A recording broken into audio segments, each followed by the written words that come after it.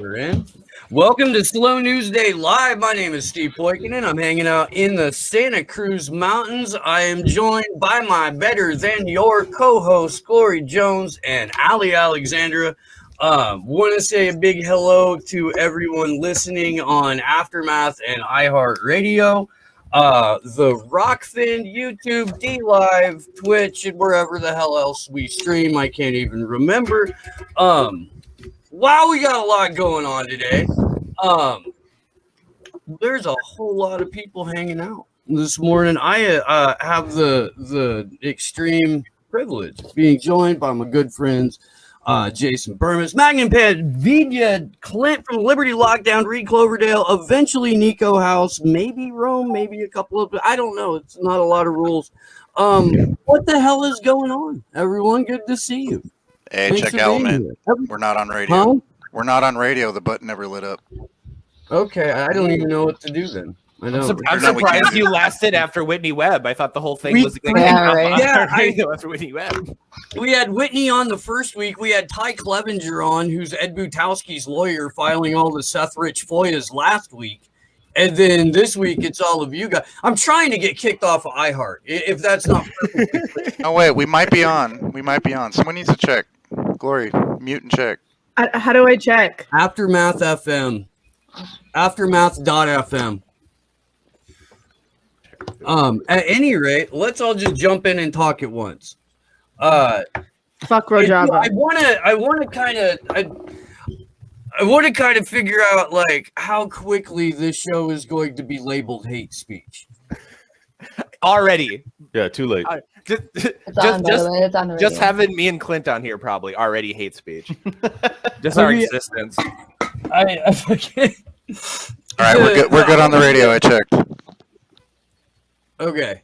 The idea that none of us are supposed to talk to any of the other one of us is basically why we're all here in the first place. And I don't know.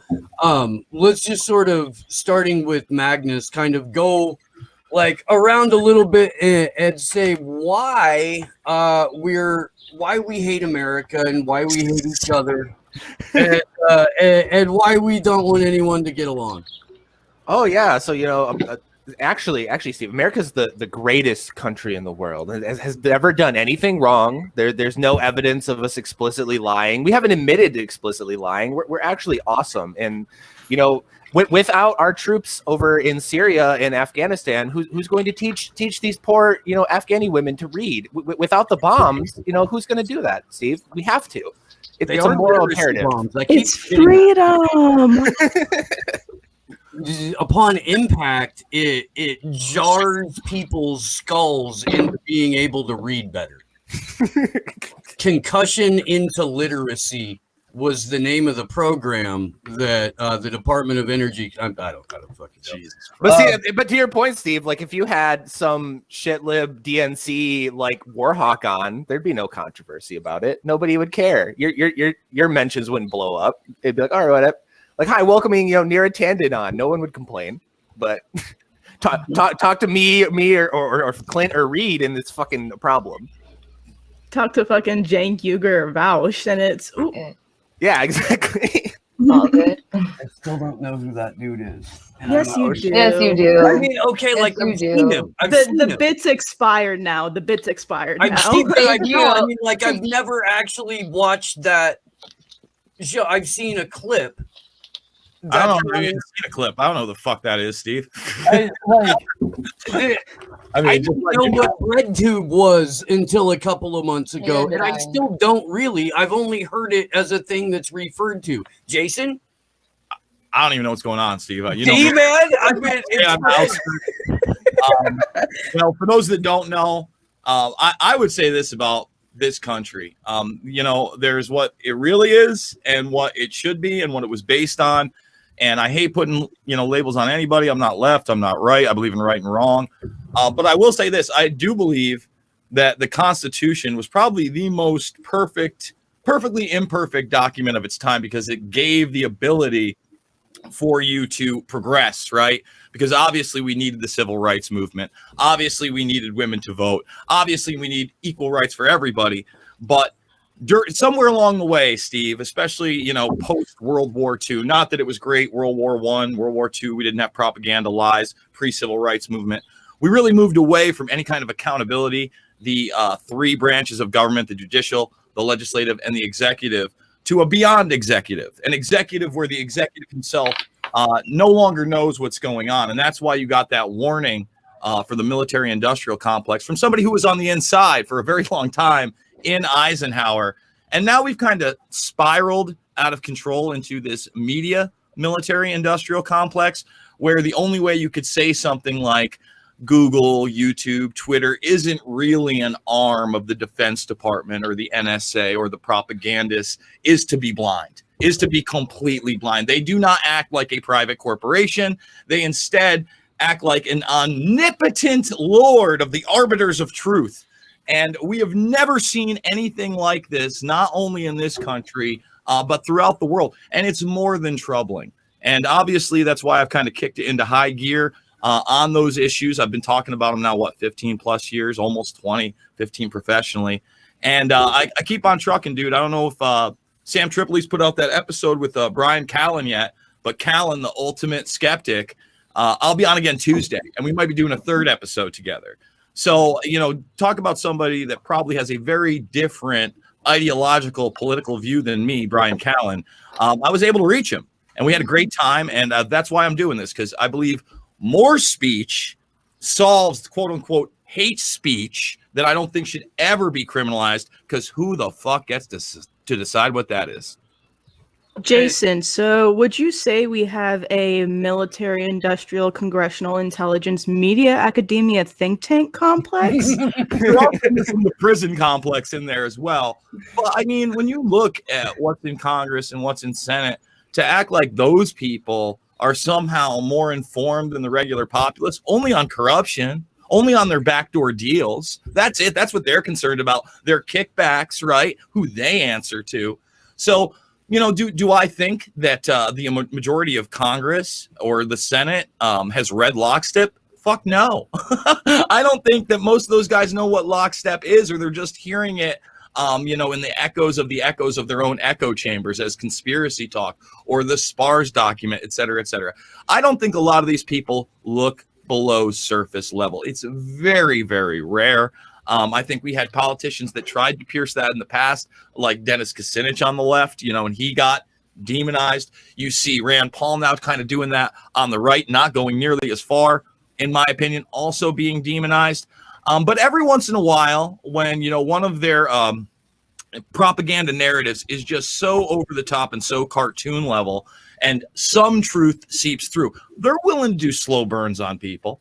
They're willing to slow burn a Fauci, maybe even a Gates. That doesn't mean they're going to prison. I mean, fuck, dude. The last time we had an upper echelon part of the executive department go to prison was Scooter Libby and the Enron case, and the last president pardoned him. Okay? And that was like as limited hangout on Enron as it could fucking be. Right? Dick Cheney's still not in chains, never was. So, again, the idea that this whole thing doesn't supersede Republicans, Democrats, I hate red pill, I hate truther, I hate all that fucking bullshit. I'm here to tell the truth, or try. I'm here to talk to other people. I'm here to present evidence, and I hope that other people would do the same and allow an intellectual conversation and a battle of real ideas and evidence, and then go from there. But that's not what we have. Facts. Reed, Clint, jump in, please. Yeah, I like talking to dissident thinkers, regardless of categorization. I find that oftentimes I can have a conversation with a full-blown tanky and get along better with them than some of the more moderate libertarians that I know. By the way, I'm Clint from Liberty Lockdown, and I would consider myself a libertarian, but my litmus test for friendship or allyship is more, do you identify the same enemy I do? And if that's the case, then we can get along, regardless of what we believe should be born from the ashes of the collapse of this empire. I don't really care so much, because the odds are stacked against us. Well, look who just joined the program. Hey, you're only 10 minutes late, Nico. Finally followed me on my Twitter. Hey, man. Steve, first of all, I hate you. So I need you to chill out. Ouch. Hold on, let me put my. I don't want to echo. How's everybody doing? Hey, How are you? fantastic. How are you, Tired. Nico? After that, what Tired, was a little reading, tired, I'm a little tired. fantastic. It could be better. I always love it when the first thing I hear on a stream is "I hate you." I think you. I do. No, I mean, gee, it makes me feel like I'm at home. It does. Aw. I have really mean friends. Well, it's good to see Nico here because he had issues with his tonsils, so now Oh, he's yeah. feeling better. This shit sucked. You know what Oh, I good did time. What? to make I punished my tonsils last night as for punishing me last week. I went and my got gosh. fucked up last night. is what Yeah, I you did. did. I was gonna say, you look a little. Just stay out late. I showed them. Good I'll morning. tell you that. It's all good. There's Good 110 morning. over there, Nico. You're not a hero. Let's not.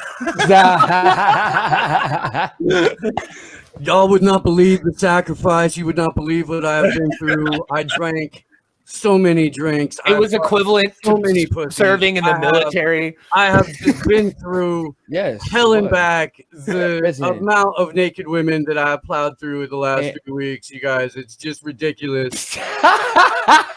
My back is sore. My legs are tired. My wrists are numb. I swear to God, I need a medal. I deserve a medal and some mean- time off and probably some money, to be perfectly honest. You should pay me some money for the amount of bitches I've fucked in the last 3 weeks.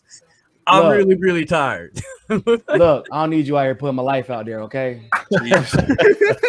I need you out here putting my life out there, Steve. I'm a God-fearing Christian man. I'm celibate and well, I'm not having sex. All right. I only drink when I don't drink really unless I'm drinking. So I feel like you're not being fair to me. But like I said, I punished my tonsils last night. Punished That's fucking funny. I figured.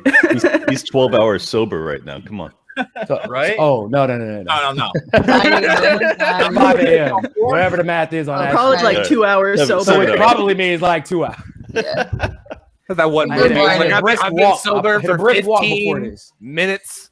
I had a brisk He's like ass walk. pitching a whiff of a mimosa away from taking his shirt off right now. That's how. I'm always a mimosa away from taking my shirt off. I live in Miami, Steve. Okay. Read That's fair. Cloverdale. That's Fucking fair. jump in here, man. I haven't got the. I haven't really got you. You like know like all of my fucking friends, and we haven't got a chance to talk yet. Man, good to see you. and I Over think here. The Liberty Uniter Reed covered it. You're using Yeah. my telemarketer name, by the way, Reed Cloverdale. That's how I know if a telemarketer is calling me. Is that what the government name is now? Your telemarketer name? It's Reed Coverdale. But Coverdale, all right. What I find interesting is people who are sincerely looking for the truth. So that kind of unites me more with anyone than political ideology. And, that goes for politics, religion, philosophy, anything. Anyone who's really trying to find out what's going on and who's really trying to fix the world and isn't just buying into a narrative. Those are the type of people I like to work with. And you tend to find that those are the more libertarian, progressive types. A lot of the Democrat and Republican types are more into a narrative. And like Clint, I'm a libertarian, but I like talking with anybody.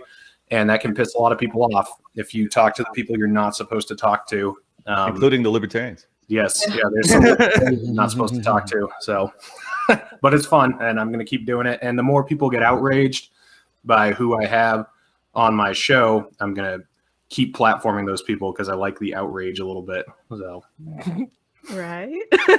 Hey, all about it. That's fucking funny. I feel that though to a I don't know, degree. even I like the outrage. It's just like, who's gonna fucking tell me who I can talk to and who I can't? Yeah. Yeah, it's like a stick it to the love- man. will, kind don't of worry. thing. They will Yeah. I tell love you. the outrage at a You. motherfucker being outraged at me. I ain't And gonna you know lie. what? We know I love you do, that. Nico. I love the We know outrage, you the do, audacity of outrage. I'm like, oh, you mad at who the fuck I'm talking to? You know what? Okay, cool. So now I'm just gonna talk to somebody even worse just to fuck with your whole day. Because now I know this. Now I know you're waiting on me to talk to somebody. You just at your computer waiting to be upset at me. I know, The you fact were, that I you were, could show you that were much glowing respect. when you had me on. I could tell you're like, people are gonna be so fucking mad. Right. man. I love it. I love it. It's But now about people just pissing kind of off the expect right it. kind of people, though.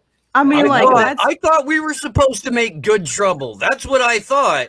Oh my And there was a guy who told me, through civil rights icon John Lewis, said if you're going to go out and make trouble, you need to make good trouble. And the kind of good trouble he made got his head split open by the cops. Right? Yeah. So, I mean, just that's in the kind time for the good camera. The trouble that- camera's that caught I- it just in time though. So like it's which is always really convenient that they always get their head split open right as the cameras show up. That's a different conversation. They ain't ready for that one yet. No, not yet. They not ready. My grandma yet. said, "Y'all know how y'all have people that like to be out in front of the camera." Like now, I'm like, "Oh yeah." She's like, "We had them back then too, baby. Don't worry. We had them back then too." They be shutting and jiving. Oh yeah. I mean, they You had the alluded Jesse that in Jacksons of the Boondocks. '60s, and you got the Jesse Jacksons of today. They're Jesse all Jackson, around. Jesse Jackson. of the Jackson's day. in the 60s. Listen, I really it's not my hope fault. that Black not don't crack. Okay. Jesse Jackson. How dare you? You do not fucking compare Nico to a war criminal. It's true. It's No, true. he ain't called me Jesse Jackson. Hell no. Okay. Jesse Jackson said- wishes he could speak as good as I could. publicly. I'm Oh my god. he wishes. Damn. He damn sure ain't never dressed as good. So don't let him tell it though. That's Jesse Jackson, when he He's- pull, he hey, be speaking and he pull out his little napkin from his pocket, like he be patting himself down. I'm like, bro, you are not going that hard. Chill the fuck out, Jesse. Relax, bro. Let me. No, So I had to dude, cool he's myself just down. See, at least like with Al Sharpton, at least he's like open about the fact that he's co-opted. He's like, yeah, I'm on my way to this Democratic Party event in like my private jet and stuff. So y'all go get my book, by the way. And it's just like, okay, Al, Yeah, he don't give a shit. we see you. Right. I Right. ain't lose all this. You're a I ain't lose all bastard. this I weight. respect the hustle. Right? He's like, I ain't lose all this weight to be a truth teller. Goddamn it! I'm a sex Alan icon. Jesse, Look at his hair. they've got the handkerchiefs out to patch the sweat down because they're wearing so many wires and they don't want it to short out from condensation. So they've got to make sure that there's no moisture running down their body, short out the electronics, This man blow took their every. cover, and then people will, huh? He took the whole remaining supply of Jerry Curl when they went out of business, man. That shit is in his goddamn They got, garage. they got the still. fucking old C battery banks that are hot as fuck and they're like overheating Bruh. on their body, slowly cooking alive. The whole reason that Colonial Pipeline didn't get in trouble was because they're supplying oil to manufacture Al Sharpton's Jerry Curl. Oh, Oh my shit. god. Hey, Al Oh, Sharpton made a career of it, dude. That dude was fucking cutting cocaine deals with fucking New York Mafia back in the day. I mean, I mean, No it's joke. pretty par for that the course. he was an FBI informant. He got outed on HBO Real Sports, and he's like, "Oh, I can explain that." Anybody can see the HBO surveillance stills of him in I think it's a white top-down suit, cutting these deals Sounds and about right. trying to explain it. And what do? You get a political career. This is all pre Tawana Brawley, and I'm trying to think. It's Francesi, Michael Francesi. Mentions him in an interview. I forget which one it is. Valuetainment interview way back in the day, of how he Yeah. was like the bagman, like a go-to guy. He was like a fixer. Like he is a gangster. And to speak to that really quick, to bring some order to this, because I'd like to get everybody's opinion. You definitely had Joe Biden, gangster He career. wants my opinion because it's about black people. He said everybody, but he means me and Glory. So, but Jason's all about making sure. the crowd Honestly, feels it, I too. wasn't going racial at all with this, as you'll see in a moment. But we know you weren't. We know you Or weren't. Jason getting the bullied. consummate I just like fucking with Jason. like, Because it's funny. Somebody said that they felt like Jason was racist to me one time. I was like, "Are you fucking kidding me? dude, I was like, Bro, are you fucking kidding me?" I won't even go off on that tangent. Anyone wants to call me racist to my face, I'll have that discussion, and it's going to be a dressing down. But that's another thing. I feel like it's going to be the nicest discussion too. Oh my god. Anyway, He's actually the nicest guy in the world. all right. But now, he's obviously faded. He is probably the most over installed Western puppet leader we have ever seen in this country. So, number one, how do you guys feel about? Does anybody disagree with me that he is installed? He is a zombie. He is not in charge. He can barely read off a prompter. And what does that speak to the rest of the world of where the United States is in that hegemony, that global spectrum dominance? Because if you are looking at it at a surface nation state level, it's a fucking joke, right? Mhm. And everybody Literally a joke. on the outside has to understand there's something else behind it. And yet there are so many people play acting, just like with the fucking mask and this, that guy's in charge. He's not in charge of fucking anything. I'll say it again. No one would hire him to be a part-time manager at a fucking Wendy's. Bro, he couldn't be a Walmart leader. He's not even qualified to be a Walmart leader. So I want to give it to everybody. How do you feel about the current situation? Is anybody, does anybody think that assessment is wrong? I think it's I'll just say- 100% correct. He's horrible. Yeah. I hate him, but I've never been shy about that. I hated him before. I hate him now. I always will. He's scum. There's 40 years of him on. There's tapes, everything. I mean, the fact that like people think that this was the guy, it's fucking wild to me. Go ahead, Glory. I mean, I think more than ever, it just makes it incredibly blatant the fact that the president of the United States is just the head PR agent for a corporate empire. Yeah. I mean, like the fact that Joe Biden was clearly selected to be in this position, that he was clearly installed rather than elected there, or at least clearly enough to anybody who's not a partisan cunt. Like it just shows that we're really not controlling anything here. This really isn't a democracy. Everybody in Congress and the executive branch is just a PR agent for the empire. There are people behind this pulling the strings. It's the CIA, it's the deep state, it's all the three-letter agencies you can think of, including the WEF, the World Economic Forum. Where do you think Build Back Better came from? Like, so. Yeah, I tried to I'll tell say to people that. that before, and everybody was like, "No, there's no connection." I was like, "Really?" Because I think there is. Build Back Better. Really, there's no connection. People be like, the World Economic Forum has no power. Well, bitch, like, Then pick another global how group. many leaders were using Build Back Better as an active slogan for their campaigns? It's literally If the it disaster didn't- relief if it didn't have- campaign from If the it didn't UN. have power, powerful people wouldn't fucking be attracted to it. Like, what do you mean? right, You know? right, Why are they Exactly. there? I think that the fact that Joe Biden is clearly a puppet and everybody knows it and no one does anything about it is the scariest shit Yes. to me. Yeah, Like how casually okay people are who aren't even in the political spaces Yep. having the conversations that we're having.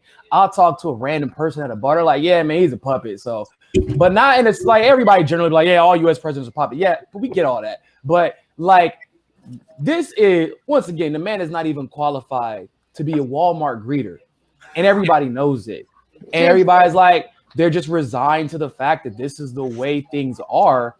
And it seems to be, I don't want to say that they're okay with it, but they're at least complicit in it, and they don't have any desire to do anything about it. So it also speaks to just how powerless people feel, because they're Yeah. like, bro, they got somebody with Alzheimer's, they got dementia. And they were like, we don't want that. If these are the two candidates, we don't want anybody else, we don't want them to. Give us anybody else, just not them two. Yeah, but we're gonna give you these two anyway. Well, at that point, yeah, like literally that's what they did. And people, I felt like it was almost it was demoralizing for a lot of people who had just really started to pay attention, because when you're waking up for the first time, and a lot of people did, and then they're looking at this shit like, whoa, I have no say so in how this goes. Mhm. And it's going to be the same shit anyway. So what the hell is the point? And the problem is like what I know, Slow News Day and Jason, all you guys talk about this a lot. It's that limited hangout type of conversation that they try to get you in. It's like when they think about participation, all they think about or talk about is voting. And that is not even the fucking first, second, or third step to participating in this process. Getting out and organizing and doing the work that a lot of you all do is the first step. And that's where we got to start having the conversations. Like, look, he is a puppet. So let's stop pretending like he's necessarily the problem. Yeah. The problem is we don't talk about the issues that we're out here organizing for every day, but everybody says they want change. You can force a puppet to do what you want. It's inherent in the term, but you got to get out and fight to get that to happen. And like, Yeah, to piggyback off of that too, like I know we all complain about the left a whole bunch, but I'm gonna complain about the right for a second. It was It was misdirected, but it was really nice over the last year to actually see like self-described conservatives protesting about fucking anything. Yeah. Being in the street about fucking anything. And I talked to a lot of these people. A lot of these people are starting to get it. They're starting to wake up to what was going on. And then, like you said, Joe Biden got fucking elected and they just disappeared into the mist. Like everybody's like, oh, why, you know, Magnus, you work with the left all the time. Why don't you work with the right? I'm like, where's the right-wing protest? Like, show me. Like, where's there 100 conservatives on the street somewhere? They No, was where are front running, they? looking, Where they are was they? front running motherfuckers, weren't they? They was front running. Boy, out there looking like Lakers fans. Well, Yeah, look, Hey. we're I think a lot of them winning. got scared, honestly. A lot of them were like very, I think, fearful. Well, all right. I'd like to speak to it. I think that the fear part is there, but I think there are two different things. Number one, you got to remember a lot of these people came through on this believing narratives about the war on terror coming through, and that was never even a part of their conversation. They didn't understand that the president that ran on love the WikiLeaks can't get enough of the WikiLeaks. You seen those WikiLeaks? His Justice Department, you know, not only took it further, but extracted Assange out of Ecuador with the help of Sheldon Adelson, his biggest donor, and the Central Intelligence Agency. Okay. And then when WikiLeaks still publishes the utmost evidence, there was a ton of evidence beforehand that the Duma attack didn't exist, when just weeks before, Trump on at least 2 occasions said, we're getting out of Syria. It's time to get out of Syria. And then what does he do? He doesn't call out Jim Mattis. He doesn't get rid of Bolton. What he doubles down, he sends missiles in. That was it. You should have known there. But everybody ignored that. That was never even a conversation with conservatives. Okay. That's one. And number two is that you recruited all these people thinking fucking Donald Trump was a goddamn superhero, and that there was a behind the scenes network of the Justice League that were going to take over and fucking get rid of the pedophile networks that I've been talking about for 15 years and are fucking. We know, Jason. We no, fuck with you. And I kept telling you, superheroes who speak on message boards in code, you fucking retards. Yeah. Okay, that is not a reality. And not only did they co-opt all those people, dude, you were at those rallies, Steve. You know, I'd say one in 10, 1 in 15 was still holding on. They were talking to Andrew saying, don't worry, you know, Assange is okay. And, you know, this is all an act. I'm like, you're out of your fucking mind. They legitimized Gitmo. They legitimized Abu Ghraib, every black site, all these things, secret indictments. And number one, when that didn't happen, that crushed a lot of people. You know, they wanted to believe the fucking cartoon hero story. And I'm not into cartoon heroes because they don't fucking exist. All right. It's not real. There was a reason that fucking Bill Clinton said, you know what? House of Cards is actually pretty legitimate. It's because he said it was 98%, didn't he? Listen, does that include the murders, Bill? That's awkward. Hey, right? How about I'm pretty sure he was, Yeah, he was no, specifically the talking about the 2% murders. is where the young women enjoy having sex with those Oh, guys. That's shit. the 3% that's made up. Oh, I want you to shit. think about that for a second, because that is legitimate. You've got Clinton in what appears to be at least a 20+ year relationship with Epstein, number one. And then the guy that plays the Clinton-esque character in the show is his best buddy, where they're seen again having a 20+ year relationship, who tried to say he was coming out as a homosexual when a 14-year-old boy at the time was the person who first accused him. And then many others came out who were under 17 years old. Vulture did a whole article about it. And that guy just got work again. Okay.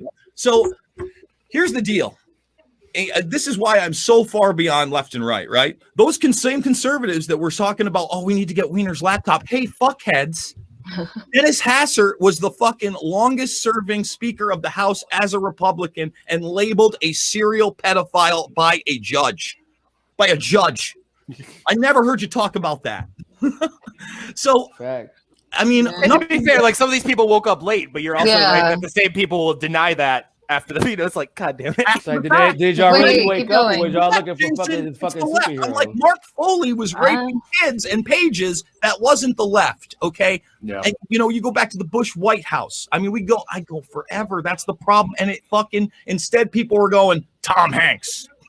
Yeah, for real. He's got a wire, bro. You can Jason. see it. You can see it. Jason, those same conservatives that were all about save the children, stop the international pedophile ring, were suddenly found carrying water from Assad because Trump was one of the most fucking pro-Israel presidents ever. Like, are you kidding me? Yeah. We're just gonna take the IDF and Mossad's word for everything now, despite their connections to the damn Maxwells. Yeah, like I get in arguments with people all the time because I'll say like Q was an op, Q was a fucking Fed op, and they're like, "Where do you get that?" And I just link Steve and Glory. I just tag you. I'm like, look at their shit because they got it covered. I'm like, you should link common sense. That's what Yeah, I you was should gonna say it doesn't take a lot to figure that out. Well, guys, Like- think about it. After the fact now, they've got their fucking wish list. I'm telling you, first of all, I'm one of the only people, and everybody says, oh, we didn't know they were spying on the Americans since Snowden. No, we did. We fucking did. It's in my fucking film from 2010, Invisible Empire. Norris Insight Systems was collecting all data through secret servers in all telecommunications companies. Hands down, it was out. Hepting versus AT&T was out there. Mark Klein and others blew the whistle. 23 other people. Okay? Twice it got thrown out of court. So they had already set the infrastructure up and then legitimized it post 9/11. That's when we got Deutschland security, right? And now you had Homeland Security and even more legitimization of shell companies and corporations and private contractors inside the United States. And that is why we have this now. Hopefully I still have the Newsweek article up. But if you guys have not seen, has anyone not seen the Newsweek signature reduction article? oh yeah, actually, I just shared that. That is, it's so mask off. The fact that literally like Bro, like they had to write an article of the FBI is trying to subpoena people that like Oh yeah. it's ridiculous. Oh yeah. That This one. is an almost 2-year investigation. But what I want to point out is this is a co-op of all intelligence groups. There's never been one congressional hearing on it. It is a domestic surveillance force on top of everything inside the United States that can beat biometrics and create identities, have access to databases, not only has bots online, but then builds social media profiles for these fake people inside the United States, and then social media people for a half a decade, sometimes more, around them that seems legitimate. And the tools that they use, I think that this is the most just crazy tool, at least that we now know is public. So how could you beat biometrics? Well, what you're going to see here is not a hand, but a hand fitted with one of their gloves developed by DARPA, probably. I mean, it's the Advanced Research Projects Agency that not only has the Probably fingerprint DARPA. of choice on it, but emits human oils. So that it's not just that, but if they want some DNA and they want to plug it in, it's going to match. All right. when we covered this, what, a couple of weeks back? Yeah. Like 3 weeks ago, we talked Yeah, about it. yeah. If you scroll further down in that, it's got the guy's fucking fake face. Oh, yeah. Well, all right. So, You know, Oh, so, yeah. because there was a question from somebody in the audience. I think it was like the call-in show or something the week that the article came out. And they were asking specifically about fake faces. And so I went back to the article because we had just gone through it that week, pulled up the thing, and it legitimately is a mold of a freaking fat guy's face. yes. Well, let me show you this first. Before we Total even get recall there, shit. That's old technology. What I'm going to Yeah. show you This is, goes back to like what 50s? well, this is George The fake Bush face? Sr. behind me. This is Bush Sr. when he's the president, and that's a woman that works for him. But that's not what she looks like. That's her revealing in the Oval Office after she's fooled the president. This got declassified, I think, 7-8 months ago. I did a story on it. But they were using these masks in the 80s, bro. They were using these masks in the 80s. That's the woman right there. This is part of their department. What Steve is talking about, let me go back to that. He's correct. Right there is like where they're building molds, different prosthetics to get through. Again, we're seeing, first of all, this investigation, again, been going on almost 2 years. FOIA's, Newsweek, I will give them kudos at least a little bit. I don't have access to those documents. I want to see the documents because Newsweek doesn't show them. No shit. Well, Like, thank I want those Newsweek. documents raw because I remember back in the day, Vanity Fair was one of the first people privately to get the NORAD tapes from 9/11. And they ran a big story about them. And they said, this just proves the conspiracy theories, blah, blah, blah, blah, blah. And I'm like, well, I sure would like to get them because you released about fucking, I think they released like 12 minutes of like, I think it was 7 hours I ended up going through. So we were actually featured in Vanity Fair the next episode. And of course, you know, they ate us apart and blah, blah, blah. But when I did get them, it was very evident that no, this is exactly what we had been saying, that there were exercises going on that morning of hijacked aircraft hitting targets, and they were not prepared. In fact, the very first thing you hear, when these guys get surprised when they hear about the World Trade Center, they're like, wait a minute, is this real world or exercise? Did the exercise go live early? And then all of a sudden it's on, and they are following planes all over the place. Delta 1989 among them that supposedly had a bomb on it. You had planes coming in from Alaska that were supposedly hijacked. All this came out, and they just said, nope. Conspiracy theory. Yeah. So, dude, Yeah, they tell it to your face, and then when you point it out, they call you crazy. Like we had that whole back and forth, Steve, on Twitter of like we've sailed past the saying the quiet part out loud, and now they'll go to the World Economic Forum and do like a 12-point bulletin presentation on how they're going to fuck you, and then you can link the video, and then people will call you crazy. Yeah. It's like, what the fuck? Or they'll be like, well, yeah, didn't you know about this already? It's like, For years, I already covered this. For fucking years, I've said you could take your laptop, go down to your local coffee shop, pull up the CIA's website, sit there with people there, point to, look, I'm loading up the CIA's website right now, look for yours, read off the declassified information on their own website, and these people will be like, you're fucking crazy. Well, On the website. No, Your teachers ever tell you to read the fucking directions? It's right there. They're literally giving you the cheat codes. And you're like, yeah, but I don't think so. I don't think those are the right answers. No, they're the right answers. The I don't cheat think they code is mean right it. here. Let me Let me be the dissident here and say I actually love the Biden presidency because it's the first time that the vast majority of the country actually sees what the panel here already saw for a long time. Okay, I like that angle. Okay. Because under Obama and Trump, there was still this veneer of capacity that they could actually accomplish something. Under Biden, only the most deluded motherfucker still thinks that the president can get shit done. And even they don't believe it. Yeah, and they don't really believe it, but they still they go to bed at night hoping.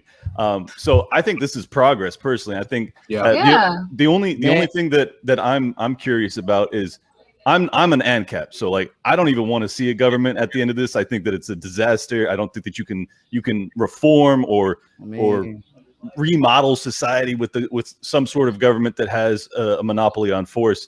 Is there anybody in this panel that still believes that government can be good? Hold on. All right. So first of all, I got to disagree 1,000% on that, bro, because I get it. That, hey, more people realize it's a puppet. No one's doing anything. It's just the algorithm. Whoa! I thought you were supporting government for a second, Jason. I was ready for that. I was like, okay. What? Okay, I was the only one. I'm like, whoa. We're not like, ooh. Because I am. Because we're gonna get there. Listen, every institution is corruptible. We're human beings. It's in our inherent nature. But that's another argument. Let me talk about Biden for a second and this whole thing. We allowed DC to be militarized.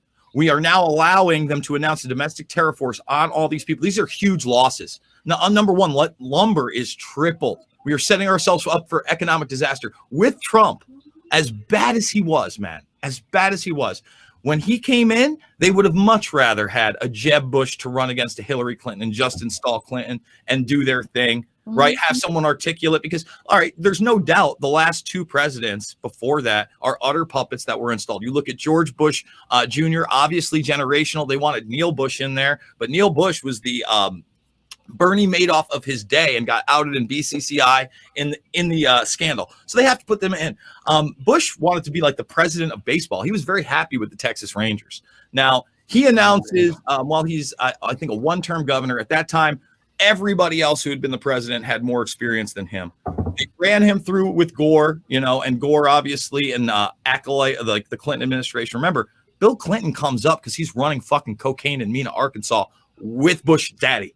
Everybody knows it. Read Mena, man. Like find out Iran-Contra. That's how he came up. He's an integral part in the operation, okay? That whole Bush, man, go watch my film Invisible Empire. It covers all of it.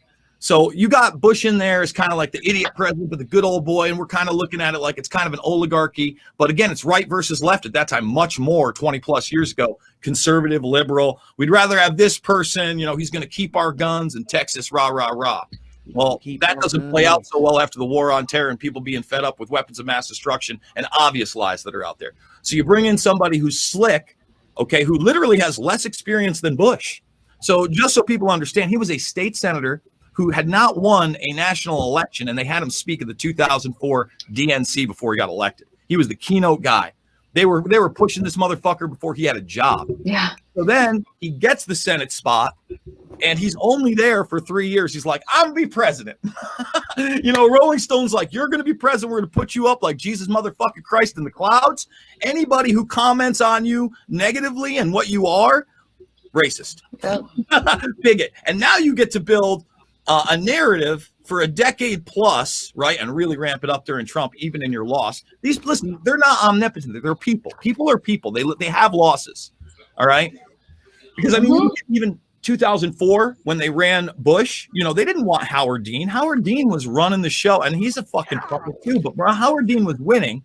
And then he goes, yeah, we're going to go to da-da-da-da-da, wherever they're going. He acts like it's fucking bad. And they bring in Bush's like third cousin on one side, eighth cousin on the other, Yale Skull and Bones brother. Okay. He wins the election. John Kerry won the fucking election. Had he challenged it, he won.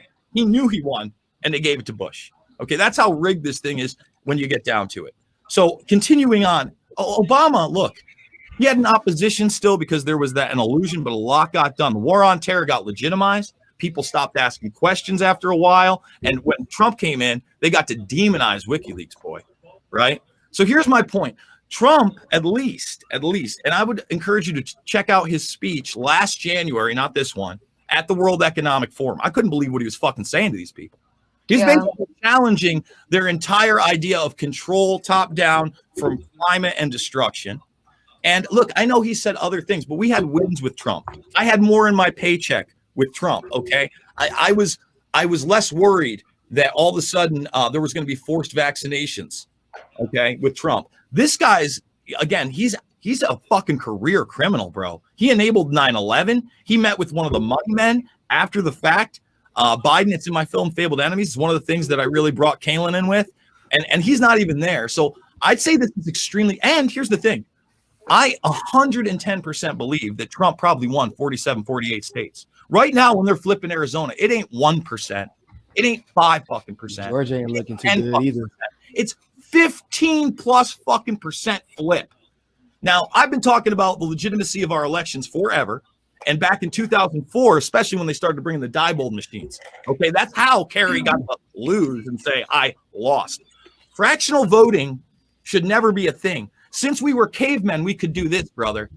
One on a wall. I always bring up the Athenian model. Everyone gets a piece of clay. You write your name on it. You put the clay in the back. Like it would be more efficient than what we have. And now, even after the fact they installed their puppet, they're going to try to say that we're terrorists for getting the legitimate audits in states. We're fucked. Like, this is it, bro. I'm saying right now, there is no good thing. And to speak to government, I would go back to the Wild West. Why?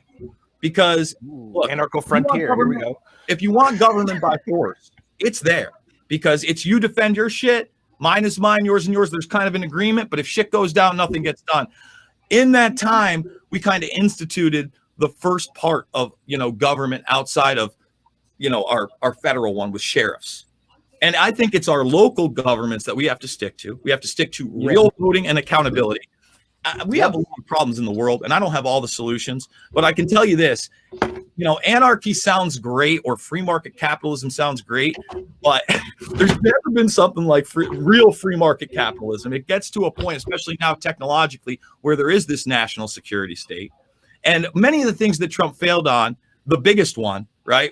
We're going to take down the deep state is he couldn't even expose the deep state twice from 50 plus years ago by releasing all the chance to release the fucking JFK files, and you choked like Lionel Messi in the Euro final. That's all I wanted. Well, listen, I know I've been Raven, but so I want to come to that. I got kind of a difference of like.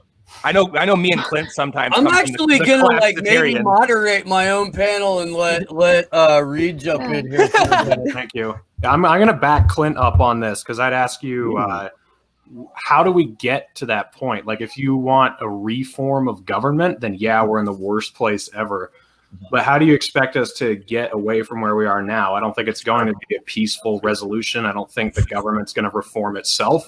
So I'm with Clint. I mean, the last time we were anywhere close to having an emperor with no clothes moment was with Bush, but that was a different timeline. Like you just laid out, Republicans weren't really anti-establishment in 2000. You know, George Bush wasn't fighting the deep state in their mind. Like now you have a large part of the population that legitimately thinks they hate the deep state, even though they love Israel and AIPAC and everything, but they at least have the right emotions and they just need to be aimed in the right direction. And then you have that on the left too. You have a lot of people on the left who hate Joe Biden, where before it used to be pretty cut and dry. It was Bush versus Gore, and then Bush versus Kerry, Obama versus McCain, Obama versus Romney, Trump versus Hillary. And then after Trump versus Hillary is where it started really falling apart. And then this year it's fallen apart even more, where in my mind, if Trump had won again, you'd still have all the brainwashed MAGA chuds just feeling like, yeah, he's locking up the pedophiles. He's, you know, destroying the deep state. Everything's going our way. Even though the only people that got locked up are all of us in our houses for the past year. This is why I don't like this defense of Trump. Like he protected us from the deep state. Bull fucking shit. We got the WEF plan. We were locked in our house. And a settlement broker for Israel. And by the way, Clint and I both think Trump is a little bit better than Biden. We would both say that. But it's just the reaction we get out of a Biden presidency is more accelerationist, is going to wake more people up. And neither Clint or I believe the government's going to reform itself. That's the collapsitarian argument. This is why they're labeling people on January 6th fucking terrorists, because they recognize it's the first time the right actually tried to do something about the tyranny in this country. And they're like, oh my God, the people that love guns and believe in the Constitution are fucking rising up. Put them all in Gitmo forever, because they know that that's the end of the game right there. And they cannot allow it. It's the same thing with, like, and again, on the other side of that, of like, you seeing the left arm up and go to and protest harder, and like they're like, oh, my favorite article was like, why are they still protesting in Portland and attack the DNC police, like DNC offices? They won. Why are they so upset? And it's like, you guys have no idea what the fuck is going on. And it's true, but yeah, you're right. It's like it's the reform versus the collapsitarian kind of thing. Like a lot of people are like, let it burn. So it's like they spent months trying to tie actual protest movements to like Democrats and the DNC for like culture war grift purposes, and now they're trying to act surprised that like, no, the people on the streets actually hate the Democrats. All right, so let me talk to a lot of that. Like, first of all, I don't think Trump protected us necessarily from anything. Listen, it wasn't Trump. First of all, Bill Barr, horrible. I did videos on Barr. I was one of the first people debunking the Q narrative, and always bringing him to task on things like Syria as they happen, on his relationship with Epstein prior to it breaking in the major media that, you know, we had this tape. I got in arguments behind the scenes with all these people that, you know, well, you know, I'm like, no, man, Epstein definitely at least flew on his plane, and these are just a small number of the flight logs. There's no doubt they had a relationship. So I don't want to paint it up like I think the guy's a hero, but the world's not black and white either. Okay, so that's one. Number two, things don't get walked back, gentlemen. It's very rare that things ever get walked back. And the things that are now being legitimized, like you talk about, yeah, they were surprised. They weren't fucking surprised at all that happened on January 6th. I promise you. Listen, I had Whitney Webb on my show. It just got taken down. We were talking Warp Speed, where she was warning me not to go there because as far back as hold on. April? Let me say this, because I had been saying for the last month plus, probably 2 months plus. Actually, I believe I had Jones on in December, and I'd been pitching him this, and he actually talked about in one of his commercials, the Great Resistance, where we actually stormed our local capitals when they were having their meetings and not leave and just sit in. And listen, you want us to work from home? We'll set up internet networks here. We'll work from home here, and we'll stream live. And I said, we'll do it non-violently and all these things. And Whitney said, you know, that may work, but if you're going to D.C. and you think that protest is anything but bait for them to make you into a terrorist, that's what it is. Now, I didn't get visited by the FBI. You. Okay, you did. I did. You did. My footage, and like that's a whole other story. But I got up on the second level. I never went inside. I went there a little bit later. I actually left after Trump ended his speech. at the Ellipse. But my boy, Pat Miletich, boy, he lost his fucking job. He got released from the LFA, and he got a visit from the FBI. He didn't even go up on the thing. I didn't even see him there. We had steak dinners later. Me either. Yeah, no, exactly. And you were on the opposite side that I was. But the thing is that if the FBI comes and sees me, the first thing I'm doing is turn on a camera and we're live streaming it. Unless they're arrested. Oh yeah, don't come to my house. You're gonna have a good show. I got to say, I think that's What's one of the reasons it hasn't happened, right? And here's the thing: that's kind of the attitude you got to go in with as a journalist. I was right up front when I filmed them passing a sledgehammer up on the second level where they're battering with the police, and I'm like, dude, they're gonna kill somebody. And luckily, somebody up front grabbed it and handed it to the police officers. And I was like, that's a moment of sanity.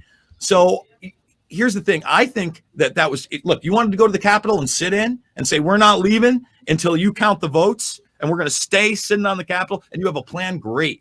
But now we're fucked, man. We're fucked in a way I don't think people understand. If you watch that entire Tulsa incident, I'll call it the Tulsa incident from a few days ago with Biden, I did a whole watch along. First of all, best speech he's ever done. Whoever wrote it, fucking kudos to you. Whoever hit him up with the amphetamine so he could talk for 30 minutes. Wow. A little little shot of adrenaline in his fucking spine. Adrenochrome with breakfast. He stumbled less than 5 times. And the brilliance of it was like the first 20 minutes was very factually based, went into a real racial tragedy that then in the second half was used to exploit and then legitimize that white supremacy is the largest scourge now, more than ISIS, more than Al-Qaeda, and that he will be announcing his domestic terror force and more about that in the coming weeks. Well, I just showed you the infrastructure. We left out the part where it was the U.S. government who literally carpet bombed them for the first time. Exactly. He talks about that's what was so amazing about this. Listen, will you watch? I encourage everyone to watch the whole thing because whoever wrote this fucking speech, the first 20 minutes of it, I did a watch along and I thought I was just gonna get old man Biden fucking stumbling, saying crazy shit. And I'm like, man, whoever wrote this did a really, really good job. They actually even brought up that it wasn't just racial inequality with black and white, but when the Catholics were here, as Irish came over, they had a hard time, and all these other people. I was like, damn, I can't believe he's actually saying that and acknowledging that as well on top of it. I encourage everybody to go check it out because it's one of those moments that scares me because, again, things don't get walked back. So now we don't have legitimate elections. We're demonizing audits. We haven't had a one-to-one paper ballot thing for a year. I mean, we're talking a decade and a half. We've legitimized Gitmo, Abu Ghraib, black sites across the world. Oh, and by the way, we just had the first autonomous drone via AFRICOM hunt down a human being and fucking kill it without any human interaction whatsoever.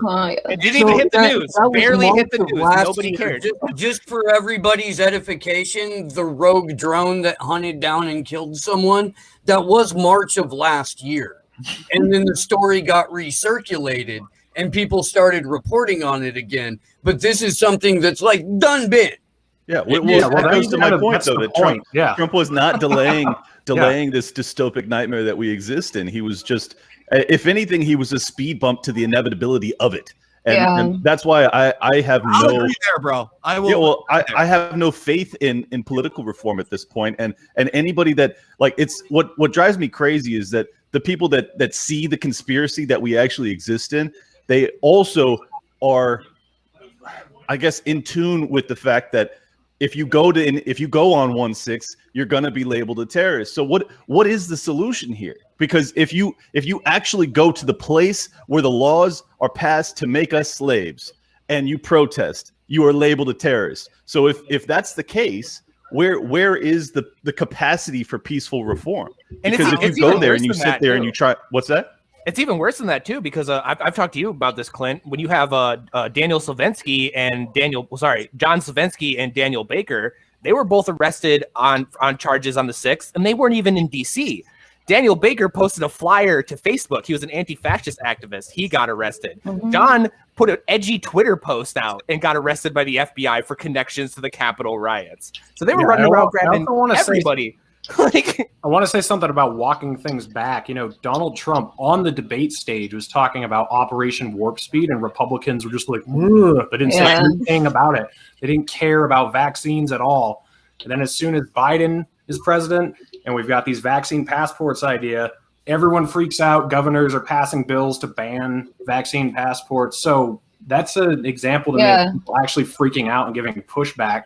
Yep. Where if Trump had just become president again with his Operation Warp Speed, no one would have given a fuck. Like Operation Warp Speed. Like, does anybody in the Republican Party gonna like say anything about this? It was like, Yeah, he said it name right on the itself. debate stage. He Military wasn't hiding it at all. He's just like, Operation Warp Speed is going to be tremendous. It's going to be It's amazing. gonna be tremendous. We're gonna get the vaccines out at That's warp speed. But why I then call Trump a everybody- speed bump. Fantastic. It's gonna be Yeah, no, I tremendous. totally agree with the speed bump.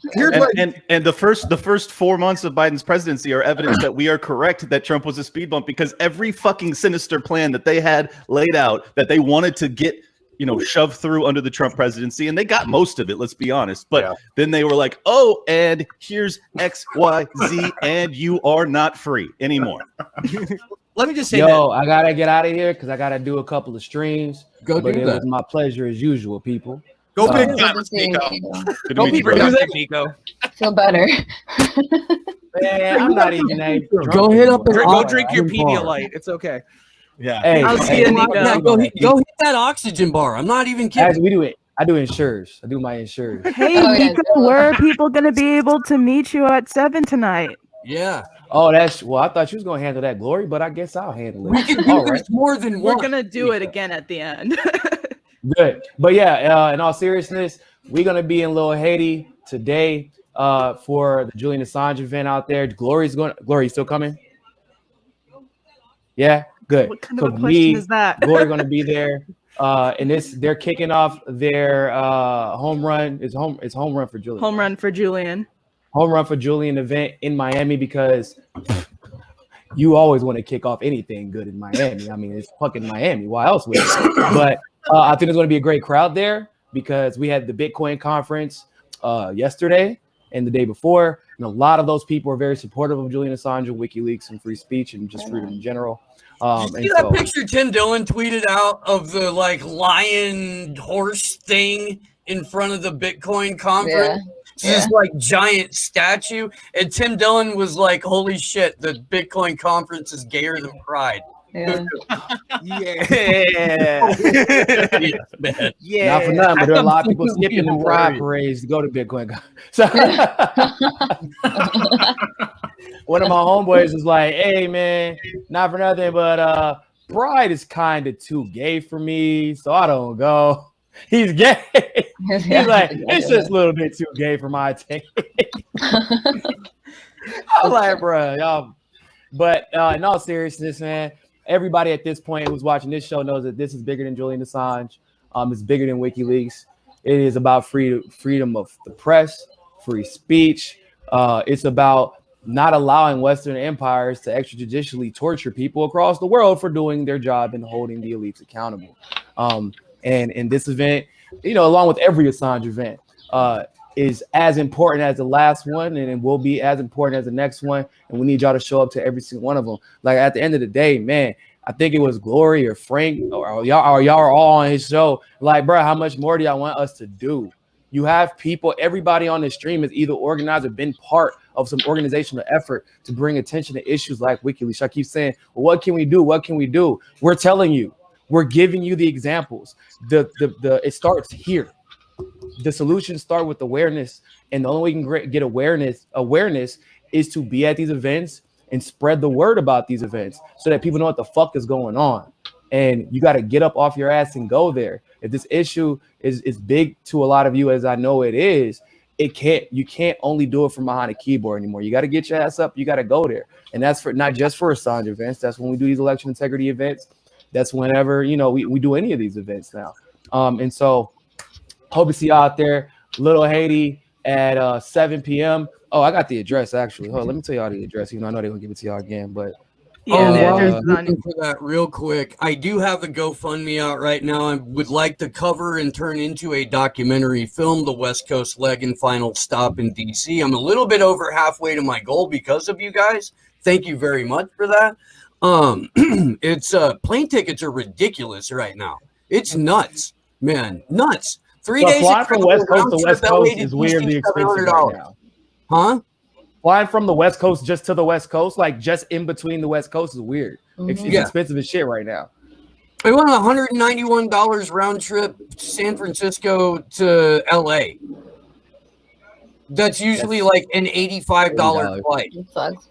Well, the trillions in Everybody, bailouts under and Trump then didn't open help it there. back up. Oh, the address Yeah. really quick for everybody tonight is 7640 Northeast Miami Court in Little Haiti. So be there 7 p.m. You'll get a chance to meet Glory. If you want to hop on camera, I want to be live streaming. I'm actually going to bring my whole laptop setup. So we're going to be live streaming, having conversations. If you want to, give your piece and send your love to Julian Assange on camera, we're more than happy to have you guys. We want to Well, try to. and the people on the panel are John and Gabriel Shipton, Julian Assange's father and his half brother. So, you'll get a chance to ask them questions. And then after the panel, you'll be able to, meet them if you want. So, Yep, I'm so jealous I can't go. 7640. What the hell? North Miami Court. I think. North Miami Court. I mean, it's North Miami, Go get South your Miami, insurance. something. Go If get it ain't your a number, insurance. it's got Miami in it or It's a Biscayne little Ocean, Haiti, but yeah, so I'll figure. basically. I'll get him there. Get out of here. All right, guys, it's a pleasure as usual. I'll talk to y'all soon. Always. Later, brother. see you, See you, Nico. Nico. Take care. See ya. So Hell let yeah. me talk to Always two remember more than anything else, find your balance. I want to say, He needs to go find it.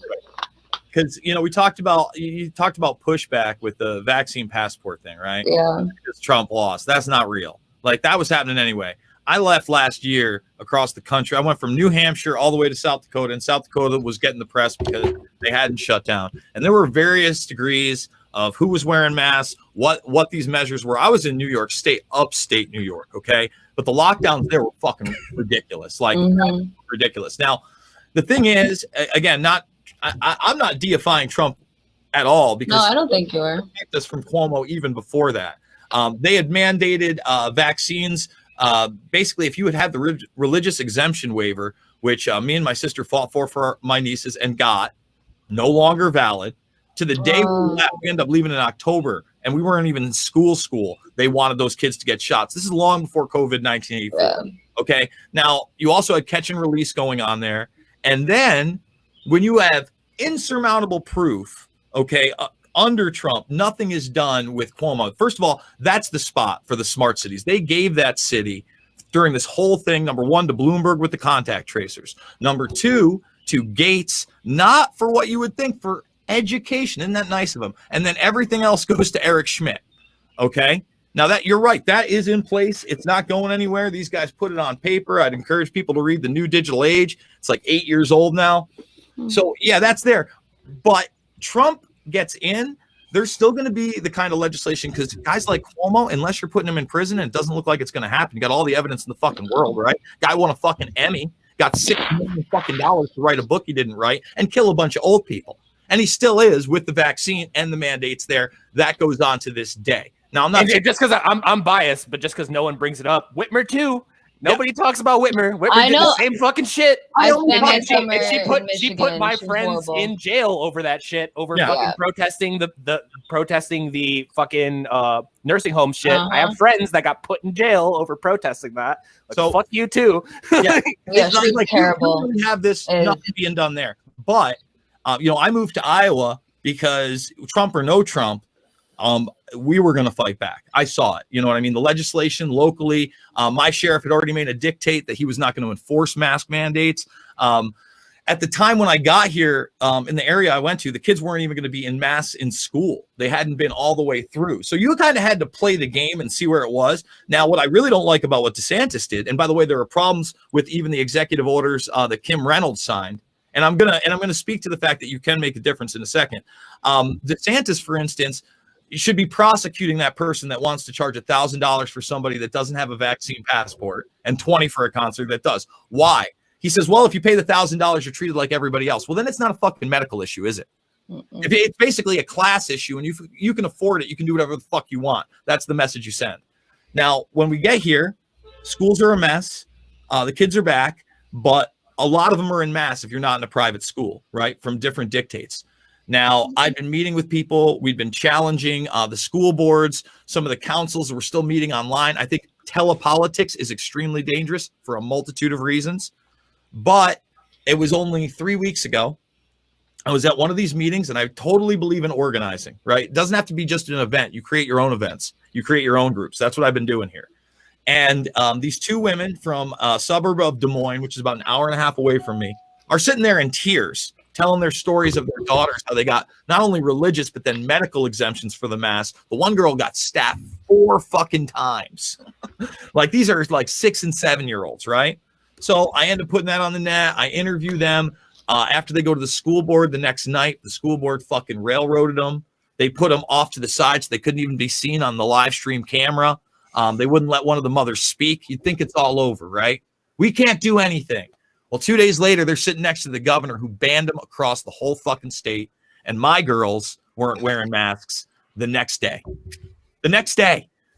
So to say that we can't have an impact and that we're powerless and the only thing that's going to be is some kind of crazy force, that's a loser mentality, in my opinion. No offense. Now, I'm not saying they haven't used force against us and that the Second Amendment isn't there and that these motherfuckers aren't treasonous, because I am. They are. All right. But first of all, another big solution is we all have these fucking magic boxes in our pocket that are high def. And there used to be a time and a thing called We Are Change and all these other groups. I remember Student Scholars for 9/11 Truth, or just anybody who was into it. You would confront politicians, any politician, right?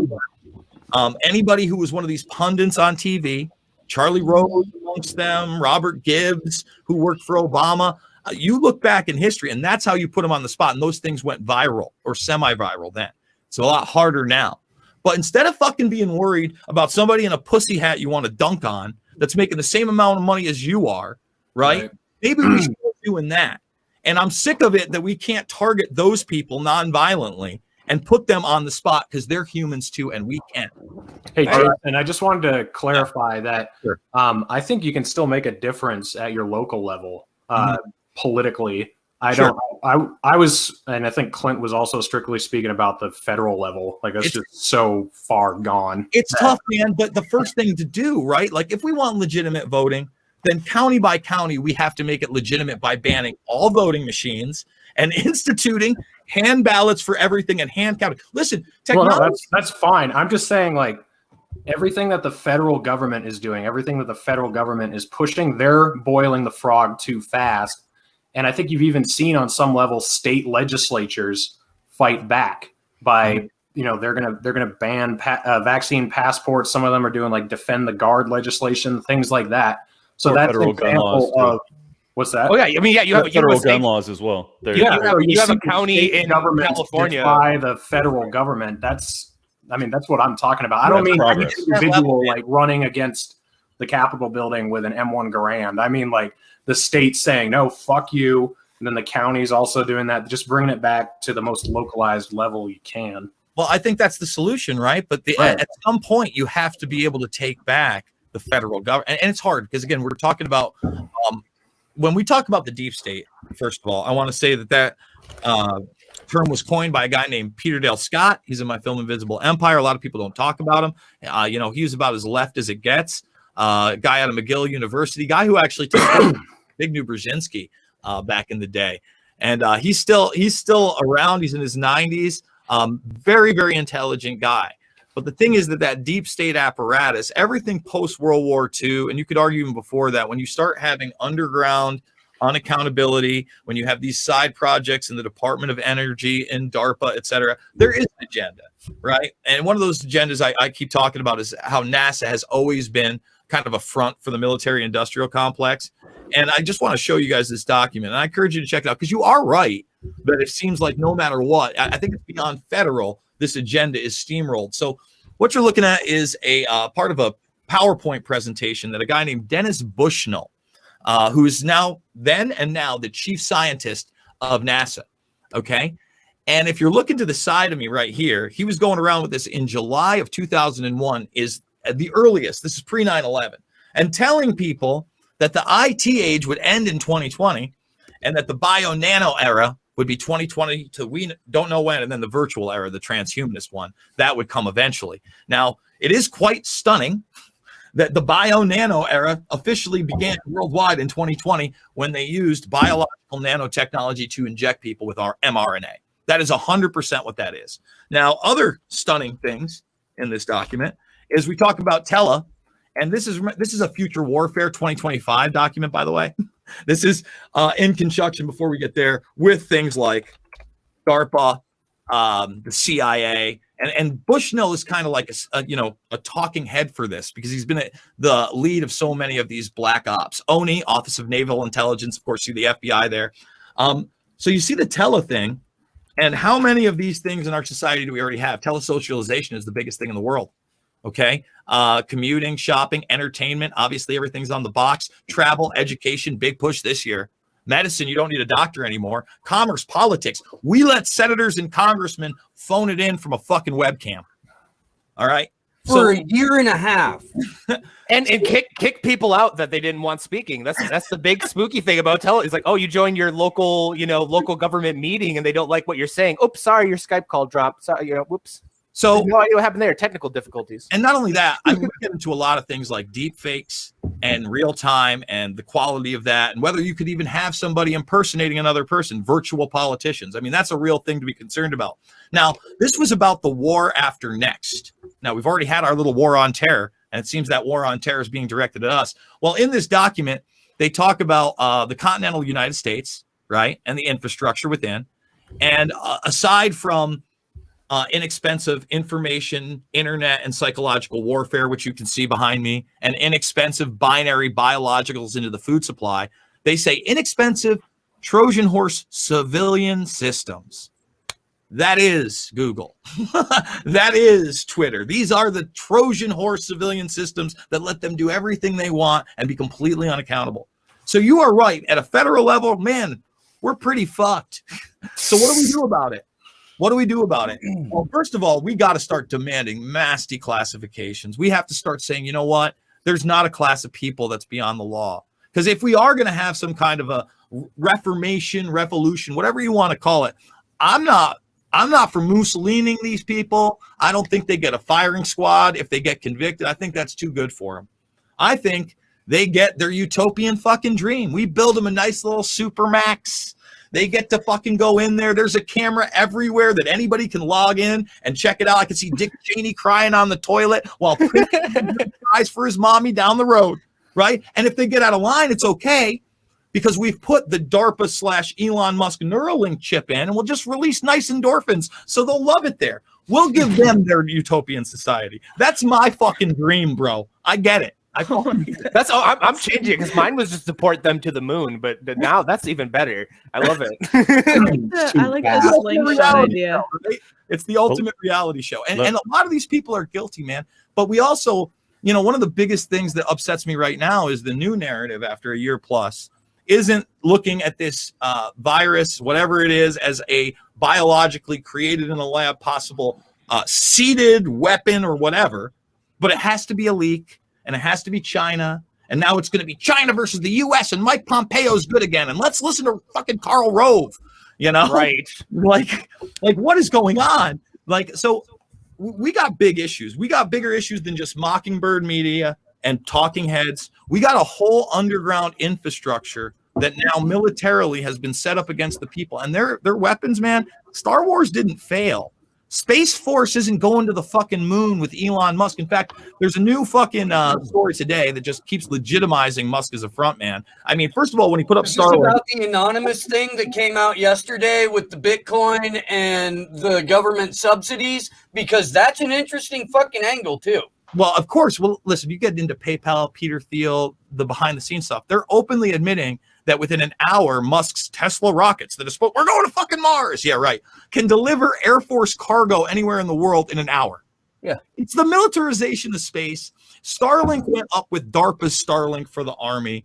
That guy is not anything but a front man for the technology. Again, let's look at this document. So, but also the SpaceX rocket program is the most elaborate hooker disposal method network in existence. All I'm saying is right here. Why do you think they all go up, Jason? What do you there's a dead whore in that thing. There is. I'm gonna make it light, Steve. I love you. So here you talk about the production and procurements of these things. It takes about 15 years for technology. They put these things in there sometimes 40 plus years in their inventory. right? So you look at Elon Musk's Neuralink, all that stuff. They were doing brain chips. In fact, Dennis Bushnell, the gentleman who did this, I have him in a 2010 speech, I believe, 11 years ago, saying how they had already fitted, 10,000 human beings with human brain interface chips. 10,000 a decade ago. 10K. Okay. So now they're going to commercialize it. They've been using it for military for a very long time. Again, this transcends just a nation state or federal government. They put it on paper. And again, most people think NASA's going to the moon or fucking rockets. No, they're very much involved in the climate change agenda, pushing carbon trading, giving the science for that. And I got Bushnell, same guy with the rolled with this, talking about instituting population control in that same speech. I would encourage anybody to check it out on YouTube. If it's still there, but it's definitely on Rockfin. God bless. There. Yeah. Let me say, all of this is extremely black pilling, but let me throw the white pill that is also a black pill from the Austrian econ side of things. None of this is going to come to fruition because the fucking entire global empire is going to collapse because the dollar is going to die. So I am not so concerned with getting election integrity because first and foremost, I don't believe in democracy and I don't believe that people vote for the fucking person who's going to save us. So I think that's pointless to be concerned with this stuff. I also think it's pointless to think that they're going to be able to see all these plans to completion because ultimately they are burning their only resource to do it, which is the dollar. So I think that we don't need to worry about the federal government collapsing because it's going to do it on its own because it's ran by fucking idiots that don't understand anything. So we can test that a lot. I think that this implosion has been talked about and discussed and not only war game, but put in place in more than a beta form. We have to realize there are 1.2 fucking billion Chinese motherfuckers over there. And they got almost every one of them now, as they announced 2+ years ago, they were going to try to do on the social credit system in some way, shape, or form. They want digital currency, brother. They want it all on your phone. They want to be able to do the same thing they're doing in China. That was a beta test. The only way China does all that stuff is the Rockefeller Foundation, Kissinger, Nixon back in the 70s, setting up the infrastructure. When we talk about somebody like Eric Schmidt, who again, head of Google back in the day, he had to step down a few years ago, but was part of the National Security Council, also the guy in charge of Dragonfly, the censored internet in China. So really, they don't want the dollar. Fuck the dollar, man. They want the resources. What did the dollar buy? They want you to own nothing. I mean, that's what this is all about. We talk about that, and they've had a carbon trading market. The social credit score and what they're now talking about, stakeholder capitalism, is a morality score. Now, a morality score that they will never be judged by because they own everything. But, like I said, like he was saying, you could show people this. I mean, Time Magazine has a whole thing that starts with the Great Reset and the COVID-19 pandemic as its, thing. And you can go through, I mean, you got you're calling for a Marshall Plan on climate, all sorts of talking heads, both in media and government and, of course, royalty, which, again, should show you how corrupt systems are. The fact that we have rule by bloodline, not just European, but Saudi Arabian, in 2021 should show you how far civilization has come, brother. Well, the idea that nation states exist to battle against each other for supremacy of the globe is something that the predator class in general has considered quaint now for 20 some years. Mm-hmm.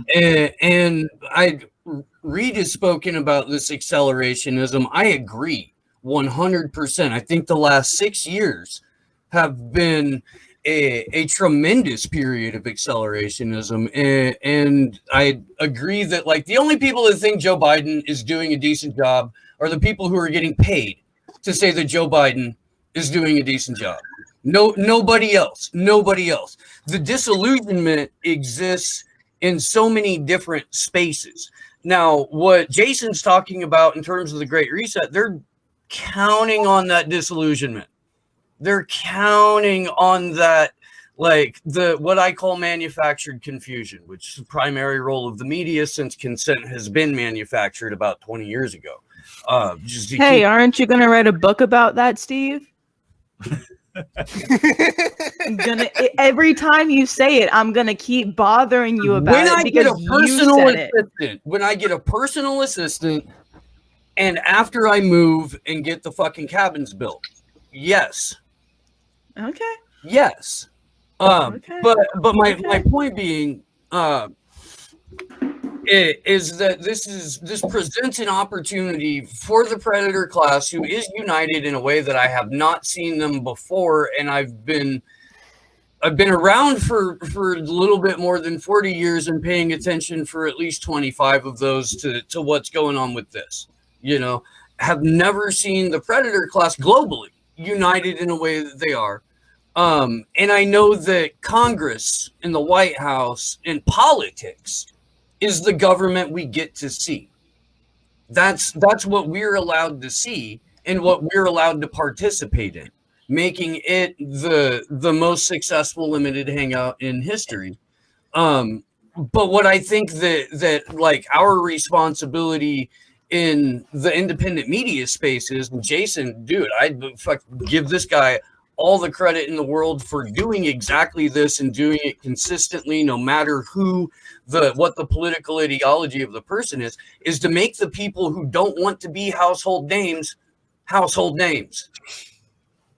That's what we need to be fucking doing. And that is where we're going to get the momentum to do all of the things, is by correctly identifying the problem and applying a solution that allows for us to go after the people who are actually fucking responsible, as opposed to the people who are put in front of us to take the punches and then just get replaced by another Muppet.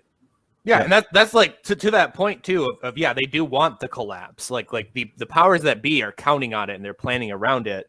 And that's why I always bring up when people ask me of like, are you promoting a collapse? Do you want a collapse? Are you a crazy accelerationist? It's like, no, that's already happening. The thing is hitting that golden hour where everything's gone to hell and making it go our direction, not their direction, because they want to come out of the rubble with everything. That's their plan, and they're building around coming out of the rubble with everything. So we need to get both ready, like informed and prepared enough to take that in hopefully a positive direction instead of some crazy fucking cyberspace technocrat nightmare that they want out of it. You know, I agree that they want the collapse to some extent, but I think it's a mistake to say fuck the dollar, given that they have fought tooth and nail and murdered millions of people across the globe to maintain the dollar's hegemony. So yeah. I don't necessarily buy that they have a smooth transition plan from the dollar as it dies. And I think that's our opportunity. That's our window. If we're going to have an opportunity to fight back and prevent a dystopic nightmare that we all see coming, that's our moment. And if we aren't prepared, this is the reason for my show, Liberty Lockdown, is to try and arm my audience with financial resources so that they can be able to withstand the inevitable collapse when the dollar does die. Because at this point, with us printing trillions, our debt will probably be approaching 40 trillion nationally by the end of Biden's presidency. The day is coming. I mean, it is very imminent, and I think that we are in the early stages of what will eventually be looked back on as a hyperinflationary blowout. And I want to get into a little bit broader conversation about counter economics. We're on with Aftermath and iHeart for about 37 more minutes. I don't care how long we go. I was kind of thinking about opening the phone lines for the last like 15 minutes of the radio show. But while at least some of you are here, what I'm trying to figure out is if the modern LP, LP National, is it really just objectivists and anarchists? Like, or is it really just the Randian libertarians and then a whole bunch of different flavors of anarchists? Like, is that the philosophical direction of the party? Yeah, that's what I want to know about. I know personally a number of libertarians who are also, I am an anarcho, blah, blah, blah, blah, blah. Like whatever, how many syllables and hyphens you need to label yourself so that people know exactly how much you're worth. And I know a bunch of libertarians that are of the more like traditional Randian sort of like, I don't know, objectivist or objectivism as a guiding principle for their libertarianism. And I haven't I haven't necessarily run into an in between Well, what would be an in between? between an objectivist and I mean, I think there's most people are in between there because it's like that's the gradient by which you kind of evolve into libertarianism. Normally, you end up as a minarchist and then you evolve to an anarchist. That sounds kind of hoity-toity. I don't want to come off like that, but it's true. I mean, it's true. Usually, you start off as a minarchist, and then eventually, you come to the conclusion that reform is impossible, and you become an anarchist. That's the arc that I normally see. Reed might have a different view. I want to know. I'm curious. Is there like a split in the libertarian part? I mean, a lot of people call me libertarian, there's which like is funny, but there is a split, yeah. Because I know there's obviously the Democrats, Republicans. So in the libertarians, I'm curious about the split. Yeah, there. there's the whole because obviously like I represent the Unity Coalition, which is like what's going on here. But there's also Liberty Unity, which is like a separate kind of thing, and it is because there's three distinct kind of branches in the LP. You do have the Randians that are more of the Republican strategy, more of like Ron Paul people. Yeah. And then you have people like everyone on here, like me, Reed, and everybody that are like explicit anarchists. And we're like, well, we can use the LP, but like it's not our end goal. And then you have more of like the Vermin Supreme wing that's more left leaning, more stuff like that. And they're doing their own thing. And we all fight like cats and dogs. And the whole point is to try to get us to stop fighting like fucking cats and dogs. Because it's ridiculous and preposterous sometimes. But there definitely is like a hard like 3 triangle split in what the LP stands for. Yeah, Liberty Unity is not a podcasting ring built like the Epstein circle to protect each other. I don't know where that narrative's come out of nowhere. That's the conspiracy that came out the last 2 days. It has nothing to do with that. It has nothing to do with podcasting. Yeah, it was just the idea of focusing on the big picture issues and trying to unite behind those. And especially if you have cultural differences, who cares as long as you don't want the government dictating how you run your life. But yeah, I mean, libertarianism is the broadest tent as far as your philosophy goes. As long as you don't want the government dictating how people live, then as long as you're not going to force your will on other people or, damage other people's property, then you can live however you want. So I mean, like you got Clinton and Cap. I'm a mutualist, so I'm way more left than that. And then you have people in the LP that are straight up like anarcho-syndicalists and shit. And yet we're all like the same party. It's weird. It's a beautiful clusterfuck. I think That's for damn sure. The only meaningful divide that exists in the LP, in my opinion, is the blue pilled versus the red pilled. And I know people don't like that description, but it's applicable, so I'm going to use it. The people that are still within the LP, that were the establishment figures that believe that reform was possible. If we just get on the debate stage, we'll have a president, it'll save everything. Like those people are the ones that we're trying to basically not push out, but allow them to just expire, expire is a good word. And I think that's the progress that we're making with Dave Smith and the Mises Caucus, which is what we're all about at this point, is that we're trying to get people in that see the problem the same way we do, see the severity of it the same way we do, and proceed accordingly with the level of urgency that demands. And anybody that's in the LP that's been there for 40 years, that has watched this dystopia fucking seep around us and amongst us, and is still sticking to like, oh, if only we had a platform in which we could just allow people to hear our ideas, then everything would be saved. No, it's too late for that. I'm sorry. We need to do much more drastic maneuvering if we have any hope at all. So it's funny. Is Dave actually running for president? It is strongly rumored. Okay, because that's a guy who I would actually really like to talk to, but I won't if he's an active candidate. I won't have active candidates on the show ever again, ever. I don't. He's not. Well, that's it, because that's what Chad Wilson. That's what cracked me up, Steve, is because when we were all in Washington, D.C., and I was hearing you guys talk about like what happened both in like the Green Party and the People's Party, And then me knowing everything that goes on the LP, I'm like, oh my god, all the third parties are the same. Yeah, that's Yeah, the you Lot of pattern. clusterfuck and drama Totally. and stupid shit. I'm like, oh my god, the Greens are just like the LP. The Greens- People's Party was just like the Greens. Primary worse than the Democrats did. More thoroughly and more brutally, the Green Party rigged their primary worse than the fucking DNC. It's like, holy For fuck. Yeah, I Howie never expected fucking the Green Party to be like Hawkins. that either, because I never really paid attention to the Green Party, and I found For out all Howie this stuff happened. I was like, oh, okay. An actual bag of mayonnaise. That's who you rigged your party for. Yeah. There's this continuous splitting in all these parties. Like that's just the pattern I'm seeing. It's just more people drawing the line between reform versus like, hey, this isn't going to work anymore. So that's a We're actually positive, I growing suppose. though right now. Yeah. We are. That's awesome. the I Libertarian Party is 100% I growing believe quite a it. bit. I do. The cycle that I saw coming out of the Reagan era at George Bush, when Clinton first got elected, and there started to be a push for, oh, holy fuck, Bill Clinton is Ronald Reagan with a drawl, you know, which He plays the guitar, Steve. became evident pretty quickly, especially because the Crime Prevention Act was 1994. The Omnibus Counterterrorism, which is the pre-runner to the Patriot Act, written and discussed in 95. NAFTA, all of these things were happening in and as Clinton's second term was beginning. That's when you saw Nader run for the first time, I guess, again, you know, as a resurgent candidate.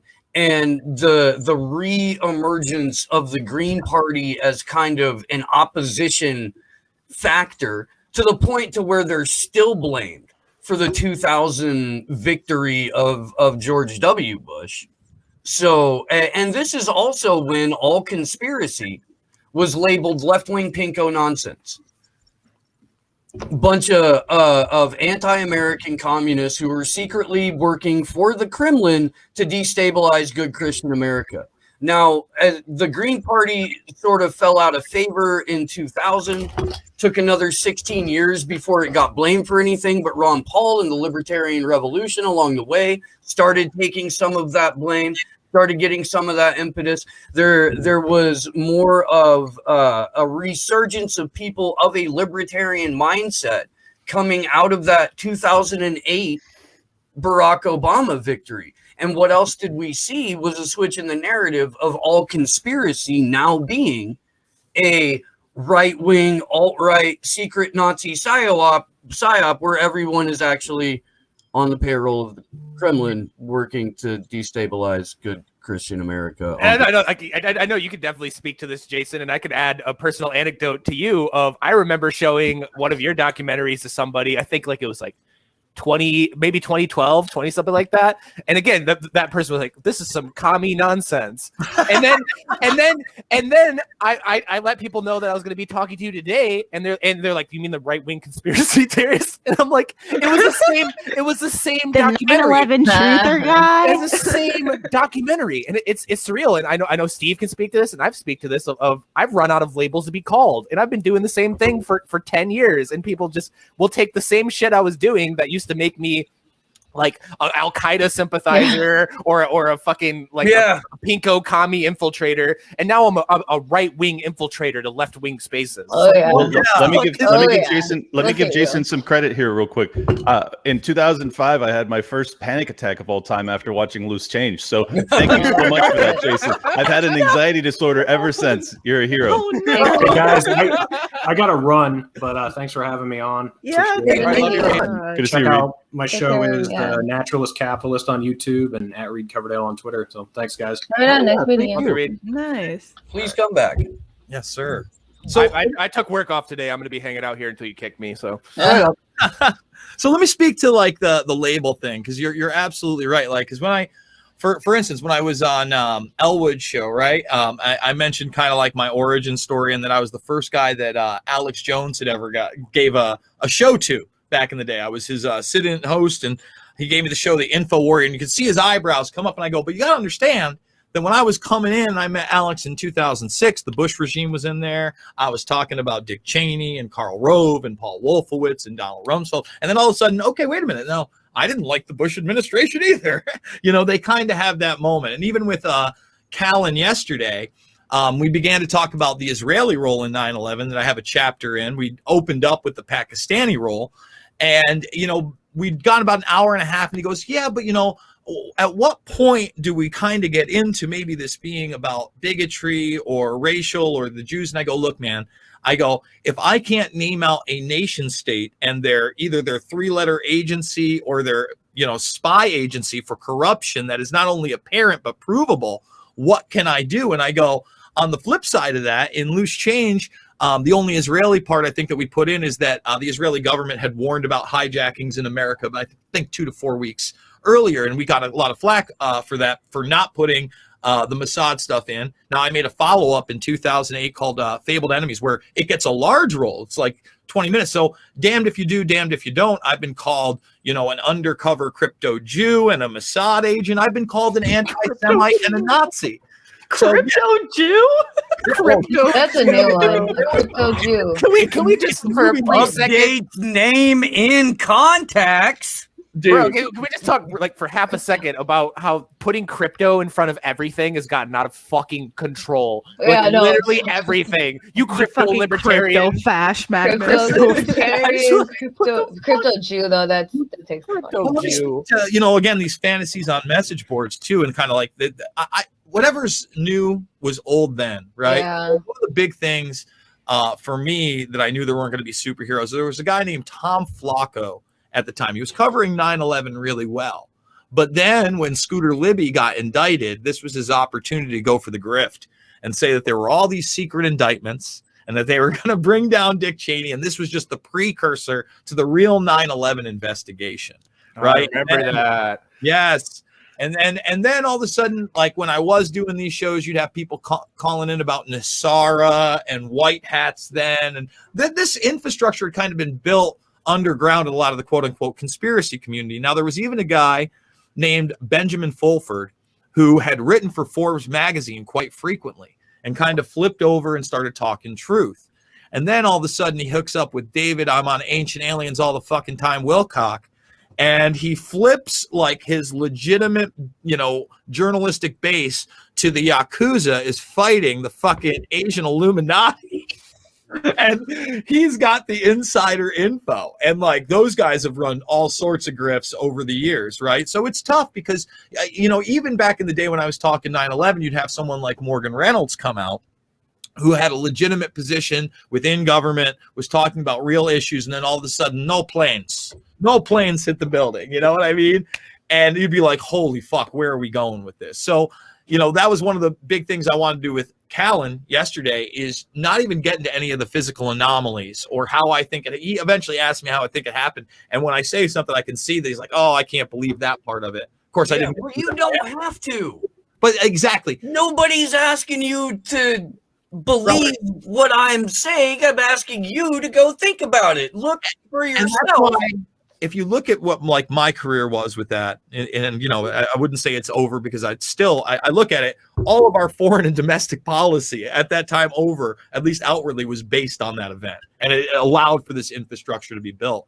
But I was never the guy. First of all, Truther never existed. That came after we had the 9/11 truth movement. Okay, they wanted Truther to be conspiracy theorist, and they wanted Truther to be flat earth and fucking space is fake and everything else and all these other nonsense things. Now, on top of that, my shirts always just said one thing: investigate 9/11. Just have a real fucking investigation. I wasn't trying to tell you what to believe. I wasn't saying 9/11 was an inside job. That was a mantra that obviously InfoWars and Jones roll with, and I get it. When you want people out in the street, you want that mantra. But I like investigate 9/11. So somebody goes, what's their investigate? Well, I'm glad you asked. Not that outward. It was a fucking inside job. Oh, you think Bush knocked down the towers? I thought Bush had trouble tying his shoelaces. Okay. Like, I didn't think he planned or plotted anything. So opening up even with Callan yesterday, I go, just want you to know, I'm not coming at you and saying this was an inside job. I believe that this is an international intelligence operation with role players in Saudi Arabia, Pakistan, Israel, and within our own government, more than likely the COG program, which is the continuity of government program, which is when we started really talking about the shadow government being in existence. And one of the things in Fabled Enemies I put, this is like a small little article. I'd actually gone through paper news articles, guys, from New York. Yeah, I know, New York Daily News, that my buddy had an archive, and I ended up clipping a lot of them and put them in Fabled Enemies. And in this particular one, it was Bush at a dinner party talking about how Dick Cheney was like basically going around from underground bunker to underground bunker for a couple weeks after 9/11, running the government through the COG. Yeah. So, I was reported on at the time. Again, don't believe your lying eyes, Steve. Okay. All right. This is why I'm going to start the Memory Hole podcast, and I'm actually looking for somebody that has a little bit bigger audience than me to co-host it with, because it's such a good fucking idea. Yeah, so much shit has just disappeared into the ether. We just don't fucking talk about it anymore. Like, just start from the 90s. Or start from the Kennedy assassination and go through the stories that have been intentionally buried so that we forget about it, so that we don't remember shit like Dick Cheney was running the fucking government from an underground bunker for 2 weeks because of the continuity of government protocols that have been established. We have got to forget, Jason, gentlemen, ladies, the Project for a New American Century and the authors of that document has largely rolled out the way that it was suggested, that the people who are behind preparing that document are still in prominent roles of very, very influential and unelected positions of government. It's even the memory hole is even more severe than that. I can post stuff from last summer, like the skate parks getting filled in with sand in California, and that shit'll go viral because everyone's like, "Oh my god, I remember that." But there's been so much fucking dystopian nightmare that like stuff from 9 months ago has already been memory holed. It's incredible. Yeah, and then like you're getting flashbacks to 9/11 because what was it? Just a couple days ago, everyone was making a big fuss over there being like hundreds of thousands of hours of security footage inside DC on January 6th that they won't release, and then like they had to admit to that, so then they put the grift on. Like, oh, they don't want to release it because it'll indict Trump and they're protecting the white supremacists. Like, no, these motherfuckers don't want to release it because there'll probably be a lot of awkward shit that they will not be able to explain away. So that's 9/11 all over again. Some of the reporters in there that were able to just show that the cops were standing aside, or they were saying like they were actually having full-on conversations explaining, hey, as long as you guys do XYZ, we're fine here. Yeah. Like that stuff is what they cannot allow to be seen, because you can't call it an insurrection if the cops are advising them on how to behave and the guys are doing exactly what they're told. If you go with on the Google, footage you have, it's like, oh, do you guys think that you could maybe make your way out of the Senate building? It's just a fucking cartoon watching it all go down, like on C-SPAN, or even just the way it was filmed, all of it. I was like, what the fuck? Wasn't some dude tweeting about how he was like, he had Pelosi's laptop right with him, and like we never got any kind of follow-up on it? Actually, there was a follow-up. That guy died. Yeah, that guy's dead. That guy's buried under Gitmo. He committed suicide apparently a couple of weeks after saying he had gotten hold of Nancy Pelosi's. Yeah. Did he commit suicide with 2 shots to the back of his head? Yeah. He shot himself in the back of the head 4 times, threw himself off of a building, and burned his corpse in a suicide. Yes. That was I got a lot of flack because that was like I started talking about that immediately after I went viral, and I went on a lot of more traditional like Democrat podcasts and stuff like that, and I brought that up of like the worst part about January 6th is that nobody was grabbing hard drives and posting that shit to the internet, because oh my god, you're there, and people and they get mad like, you really wanted them to do that? You wanted white supremacy? I'm like, yes. And you wonder why Julian Assange is a political prisoner. It's exactly because of that, because he was that outlet that allowed for people to drop really hot information and allow the people to know about it. And if you're gonna do that, for the love of God, don't fucking post it on Twitter, guys. Right. OPSEC. Come on. That's what I was gonna say. That's what I was gonna say is if you go on Google and you try to look up the pictures, there's hundreds of them of people posing with police in DC. Yeah. A lot of those Twitters, Facebooks, Parler account, all those vaporized from the internet. Oh, You can yeah. find them if you dig for it hard enough, but a normie, you have to look to find all those I pictures. go back to those were this. fucking cops. I go back to this. We were in DC, starting. I got there New Year's Day. That's when I landed, and we had Assange events, the 3rd and 4th. Where's that echo coming from? The world will never know. Gnarly. I don't hear nothing. Maybe it's me. We had Assange events the 3rd and the 4th. We were force the vote events that were before our events, like the same time, the 2nd, 3rd, and 4th. They were at the Rayburn office building in the park right next to the Rayburn office building. If you don't know what I'm talking about, here's the Capitol. Here's the Rayburn office building.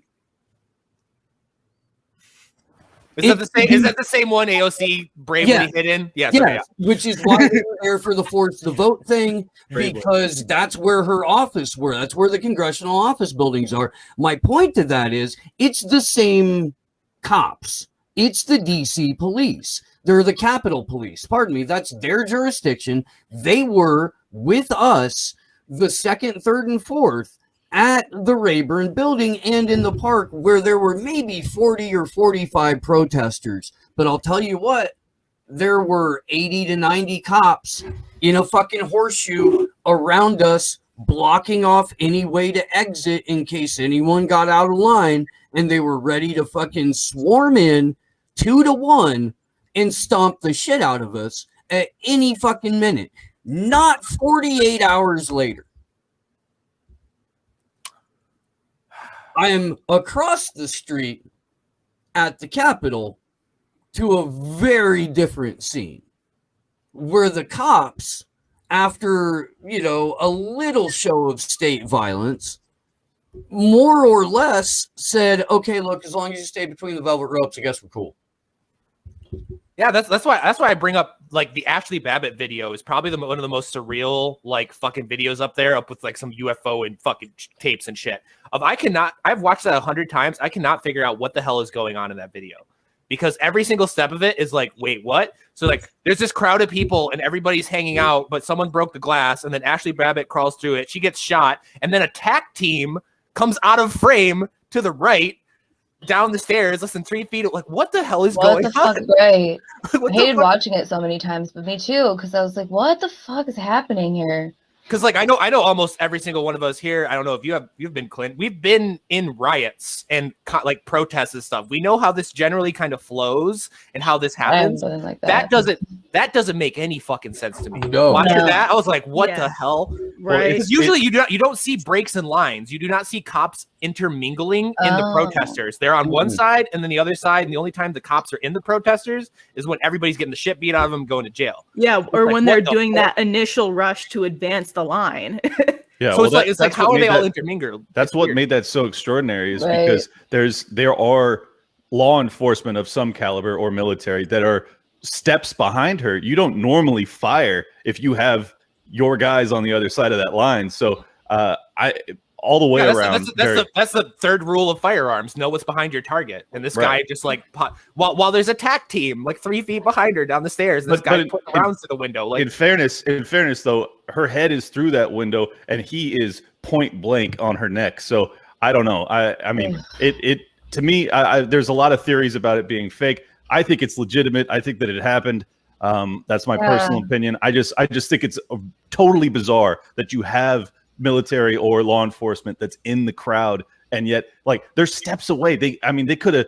And the other grabbed thing, her by the backpack, pulled her out. yeah, exactly. But that's the thing that drives me most crazy, is that you have all these people that are protesting police brutality over the past year, and then you have an unarmed woman Nothing. who shot point blank in the neck. Nothing. And if you talk about it, you are immediately labeled a racist. Yeah. which is fucking Yeah. insane. Some to me. people should be fucking ashamed of themselves. we get- Nothing about her. Nothing. We get all sorts of shit for it because we have the Boogaloo flag that has everyone's names on it. It has like fucking Trayvon Martin on it. It has fucking like all everybody. Doesn't matter race. Fucking Daniel Shaver. Like all these people are on it. And at the very bottom, the most recent name is Ashley Babbitt. And they're like, see, proof that they're white supremacists. They And fucking call me what white do you supremacist mean? for feeling, you know, for It's a fucking victim caring of that a human state being died. violence. She died. Yeah, even that's a that, victim just, of let state alone violence. State or not, she fucking died. And Have the I fucking don't know compassion. I don't know who it was, and these people could easily be fucking fed plants. I wouldn't be surprised me. But that Right. very small group of anti-fascists that were like in California, whatever, that were holding the sign saying Ashley Babbitt deserved it. Like, again, those very well could be fucking cops. I wouldn't be surprised. But like, holy shit, dude. Like, really? Right. Like, really? But you see that online all day, every day. I mean, there are millions of people that have been convinced that she was a dangerous Yeah. whatever. I talked to somebody that says, oh, well, they had to take a couple losses, you know, think about all the people that have been killed by cops. I'm like, you go fuck yourself. That's Yeah. like, that's a human being, whatever it could have been. Like, No. Yeah, fuck off with that. And it's crazy to me too, of like, they started acting like the Trumpers did on George Floyd, where they started going into her Yes. background and Yeah. looking for like she posted this one meme thing. She has this criminal charge, blah, blah, blah. I'm like, you motherfuckers are perfect for each other. Yeah, no, Okay, right? that's the Yeah. tribal that's the Living tribal there. nature of this Yeah. divide. Is like if you get caught up in that, where you start to go down like the path of, well, what was their moral character? Were they a great person throughout their life? Because that'll justify the police stomping the life out of them or fucking point blank gunning them down. No, that's not how it works. We Yeah. don't give a fuck about their background. The cops were terrible in that moment, and we should fucking hold them to account. I don't think we even know the guy who shot her still, do we? No, they've kept it know. buried. They No. refuse to Nope. bring it up. No, Incredible. and it's not like they don't. It's not like they Oh, of can't course. run a forensic analysis on the bullet. It's not like they don't already have that data. It's Oh, not they- like the guy that didn't have to fucking file a report. Of course they fucking know. I mean, I would say this.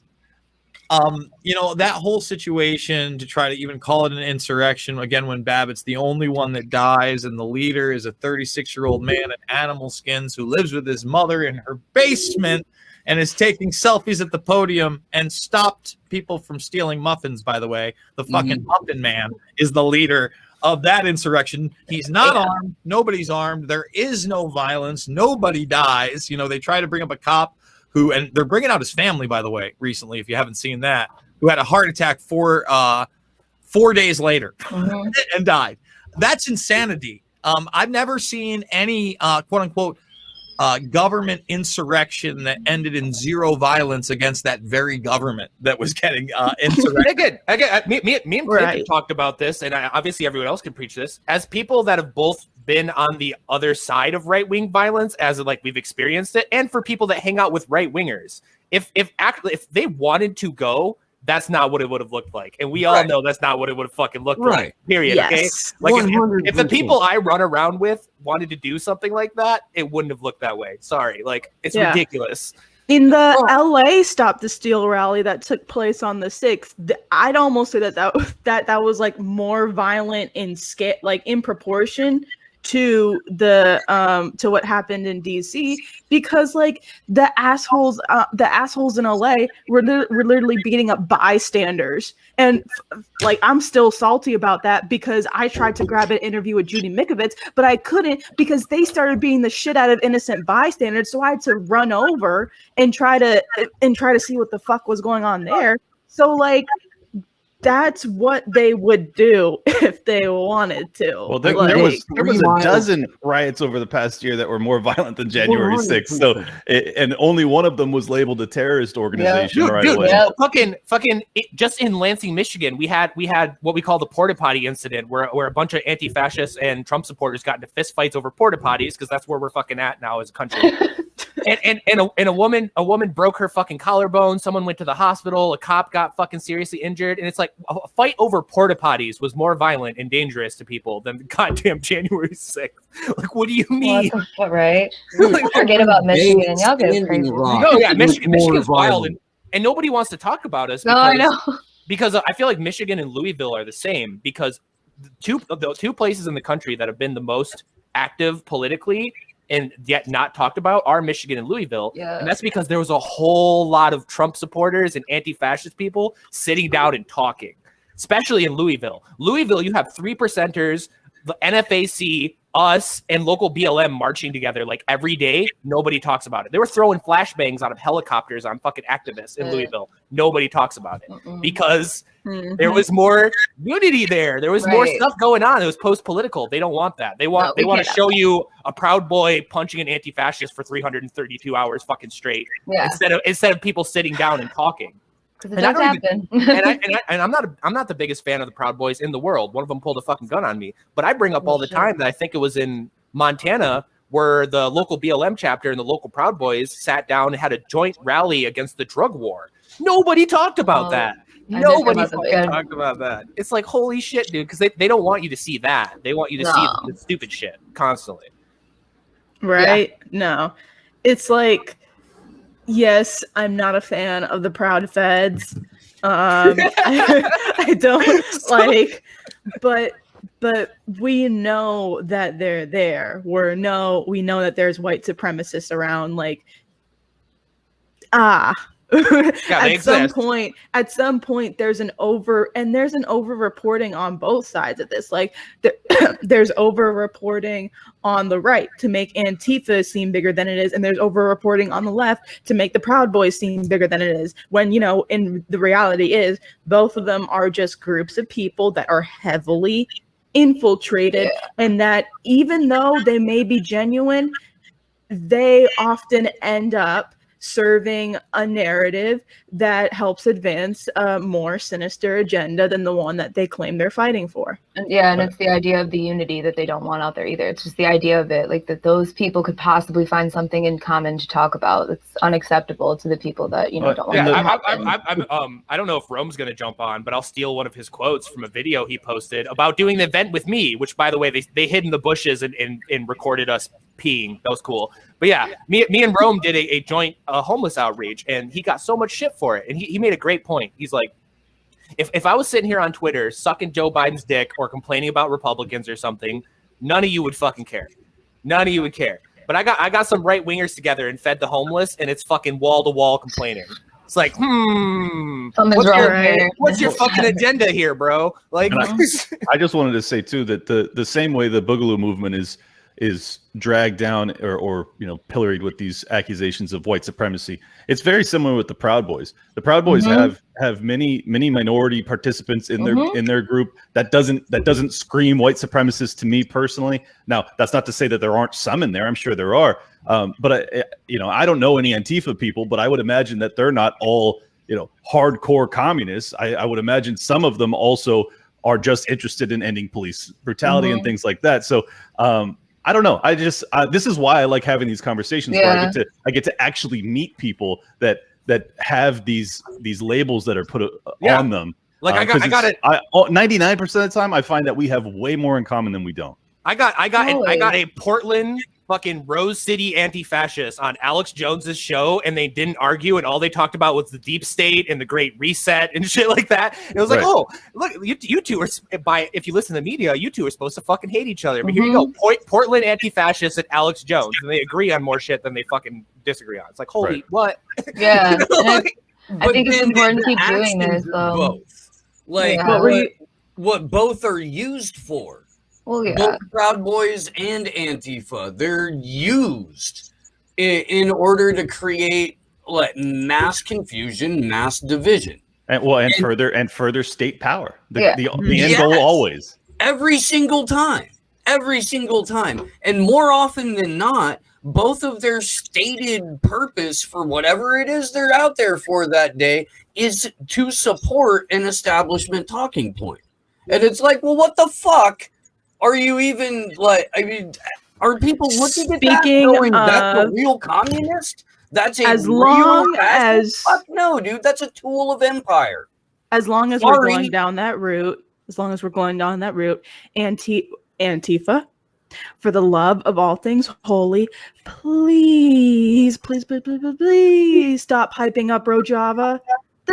That's why I can't fuck with Western anarchists, guys. Like, y'all fell for an anarchist commune in occupied fucking Syria. Like, do you think that Rojava would exist if it weren't for the CIA, if it weren't for the US military? It's in the U.S. green zone in occupied fucking Syria. And here's the thing too, is like I said, three of the By biggest aftermath people. Yeah, three of the biggest people in the Boogaloo movement are volunteer fighters that went and fought for YPG. They will tell you this. They will tell you this. They were at Rojava. They were fighting ISIS with the YPG. They will say this to you. They're like, yeah, dude, the fucking CIA is all over that shit. The West is all over that shit. There's a bunch of creepy shit going on. Like, yeah, like it's not a mystery to anyone who fucking knows. But or you can just listen to Scott Horton for 5 minutes and figure this all out. Exactly. We have created and armed and then fought against and then fought with and then allied and then armed every single terrorist group in the Middle East. It's fucking just, Real quick, I would like to thank everyone who's been hanging out with us on Aftermath FM and iHeartRadio. We will see you It's already next disconnected. Sunday. Oh, It's already gone. Okay. all right. Okay. Yeah, but yeah, like one of my good friends, Cato, he fought over there, and he's like, dude, like Americans do not understand what the fuck is happening over there, because there was literally a week, and he showed me like videos and stuff where he was fired on by the Syrian military, the Free Syrian Army, the Russians, the U.S. forces. Then the U.S. forces gave them guns, and then the U.S. forces shot at them again. And it's like, you talk to the volunteer fighters, like obviously some of them drank the fucking Kool-Aid and think it's like some glorious like revolution or whatever, but a lot of them are like, no, dude, like I went over there and I cannot even explain to you what the fuck is happening over there, because that's American foreign policy. Like you said, manufactured confusion. Just make it the biggest clusterfuck ever. Oh, we bombed ISIS, but we also dropped a supply crate full of Humvees and fucking shit to them on the other side of the country. Like, yeah, and I mean, like, no offense, people in the chat and in the conversation, but American anarchists are pretty shit at realizing stuff like that, at realizing that when it comes to a lot of, anarchist projects that just so happen to be in occupied sovereign nations that we're trying to go to war with. Like there's a huge pitfall when it comes to anarchists and Western leftists in general when it comes to recognizing something like imperialism. Like, we're talking about kind of solutions and stuff. Like, I think first and foremost, there has to be a very thorough dismantling of the empire, because these self-sufficient communities can't happen as long as the empire exists. Like, so much of Western leftism is rooted in academia, and it's not rooted in a genuine, like, street-based, bottom-up, reality-driven sort of I don't know, anti-establishment or even socialist perspective. It's all campus Marxism, which makes it not just the most irritating shit on the fucking planet, but also like, essentially definitely not worth the paper it's printed on, and not worth the fucking slave labor in the phone that you're reading it off of when you're telling me to just read theory and everything I have a question about will be answered. Well, go ahead. Well, I was just going to say, this is why if you're supposedly fighting the system and yet all of your messaging, I can read from JP Morgan Chase. Sorry, brother, you ain't a rebel. You ain't a rebel. Right. You are I a can read from JP Morgan Chase. I get that all the time. I got into an argument with a guy that literally his name was Read Anarcho-Communist Theory. Okay. And this dude was simping for the vaccine passports, and I'm like, let me go back to the room where it was Bakunin and fucking Karl Marx and fucking like Stirner and everything, and let me find the passage in their book where it says simp for mega capitalist corporation that's supported by anarchist Where is that in communist fucking literature? Like, who are you people? Let me find the anarchist like the famous anarchist essay that says, oh yeah, this international workers commune in the middle of occupied Syria sounds like a good idea. Yeah, because I honestly know a lot of people from all these communes. There's another one that doesn't get talked about, which is in Ukraine, and there's a whole anarchist like army, for lack of a better term, that's fighting the Russians in Ukraine.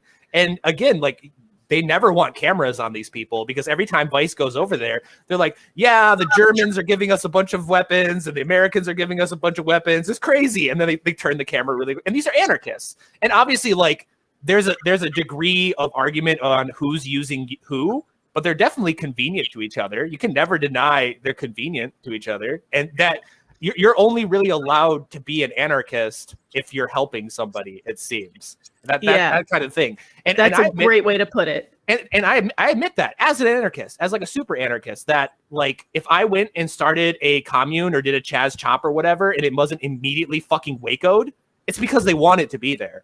Like, cause every single one of us here, we've all been deplatformed. I have dead friends. A lot of us know people that got locked up for what they say. So you're not a revolutionary or fighting the power unless you're getting knocked on the door by the FBI or taken off the internet. Like, those are the people that are doing shit. If you're on the Young Turks talking about revolution, you're allowed to be on the Young Turks talking about revolution. Like, period. Yeah. Whatever you're saying, they're okay with you saying it.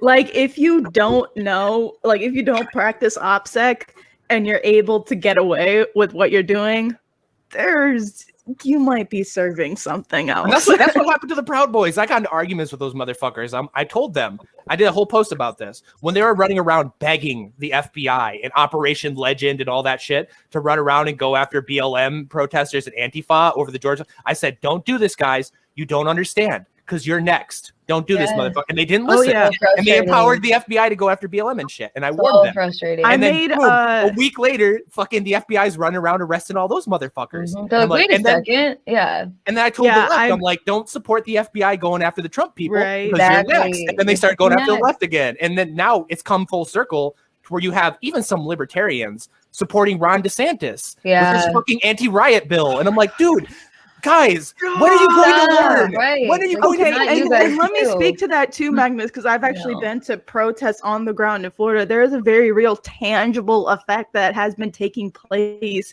in protests in Florida because of that protest bill. Like, cops are 10 times more strict about keeping people like to the sidewalks and on the road. Like, they literally, like, for one of our protests, they literally confined us to only be within one plaza and within like 100 meters of one road that ran outside the plaza. Whereas, you know, if it weren't for the protest bill, we could have marched around more. And like, I was at a protest in Wynwood where to force people to stay on one side of the road, I think they even started using like the LRADs at one point, or they were doing something because it blew out one of my whole ass fucking ears. And I was like, okay, so that's where this bill is going. Yeah, that's the Ron DeSantis fucking riot bill. And it's amazing that that's not wall-to-wall coverage of just how fascist that is. Of the fact that if one person throws a fucking frozen water bottle at a cop, everyone at that protest can get a felony. Everyone. Yeah. Even if you're just walking through and you don't even know what's going on,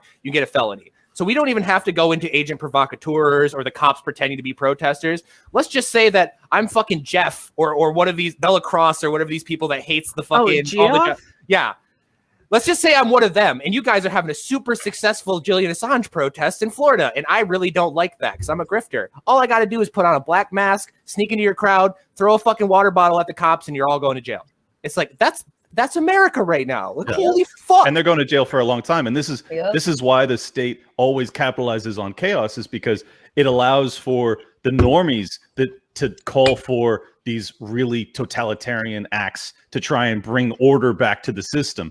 And that's why I'm very cautious about getting involved with these larger protests, because I realize that this is potentially my fate, and it's tragic because I want to be on the front lines with these people, especially if they are peaceful and they're headed in the right direction. Anyways, I've been on way longer than I intended to, so I really appreciate you guys having me on. Check me out, Liberty Lockdown Podcast at Liberty Lock Pod on Twitter. Appreciate you guys. Thanks for coming on. Appreciate you coming on. Yeah. Yeah, I mean, that's an intern. Too, guys. Sorry. Yeah, no, I'll be back in a we few can go hours. ahead and start winding down now. I do have a bunch of super rays to run through real quick, but if anybody's got to get out immediately, please go ahead and do that. I will see you in a few hours. We'll wrap the show, and then we'll be back at 3 on the West Coast, 6 on the East Coast. We got a huge dive into the Jobs Reset Summit that the World Economic Forum held this past week. Stevie from Redneckonomics will be on with us. That's like the best handle. I love it. Like, it's so simple but so clever, but like just Redneckonomics, just Good stuff. Wow. Good. We lost 2 people. What happened? I went to the bathroom. Everyone disappeared. Allie had to bounce, and Clint was over time. We're gonna go ahead and like start winding down anyway. Steve, Jason, let me just say one thing because I did want to bring it up because you guys just talked about kind of group enforcement and criminalization. Since we got the Great Reset thing, I think we should talk about, at least really quickly, OSHA in California now mandating that everybody who works for an employer have to provide proof of vaccination, or everybody wears the mask. In other words, if 1 out of your 25 employees decides, hey, fuck you, I'm not getting vaccinated, group punishment, everybody wears the mask until they do. You know, that is insanity. And that is another example of this group coercion that we're seeing to institute these things. And that's why, you know, I got a lot of pushback for the idea that, you know, more people wouldn't be awake if Biden wasn't in, or if Trump was in, these things wouldn't be happening. I believe they would be happening in these localized areas. California, New York, East Coast, they've embraced this. Michigan has embraced this in the middle. Excluding Miami. Well, Florida, you look at Florida again, DeSantis let It's a clusterfuck, honestly.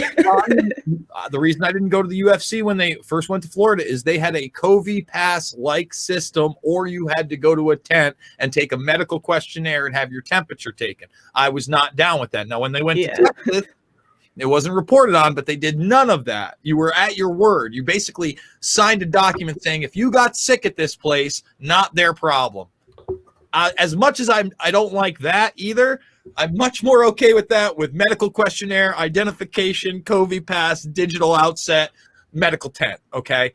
So there's an illusion right now that Ron DeSantis, and look, when DeSantis says something right, I'm fine with it. You know, with him saying he's going to sue big tech, great. We'll see where that goes. But in the same breath, he propagates a military-industrial complex narrative of the Middle East. He's a war hero, right? On top of that, big problems. I've taken Gabbard to task on many of her things. UBI, saying torture is okay. I don't play team wanting to disarm the working class. Yes, her gun control shit. And again, I call Ron DeSantis the right-wing AOC because he is. He's literally the right-wing fucking AOC. A lot of the same shit I saw when she was coming into prominence of how people would defend her and how they would deflect from her is going on with Ron DeSantis now.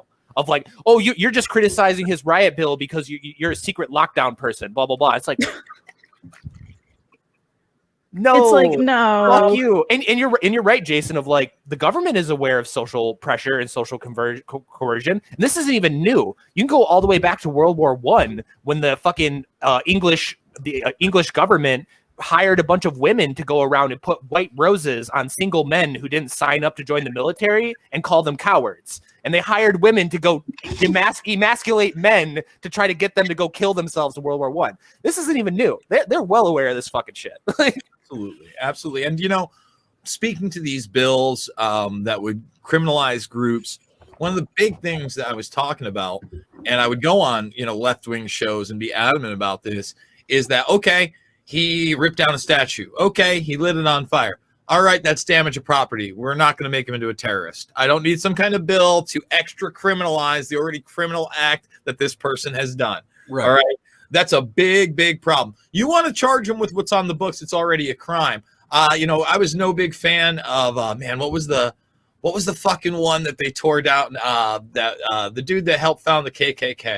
Oh, Nathaniel Bedford Forrest or something? No, that's a different one. It was fucking shit. It's killing me. Pike. I thought you were gonna say the Christopher Columbus statue because they vandalized the Columbus statue down here in Miami, and I'm sorry, but you know what? I did videos on that because look, like I've said, if you don't want to immortalize some of these people, if you want to out some of their crimes, I totally get that. But you look, for instance, across the ocean.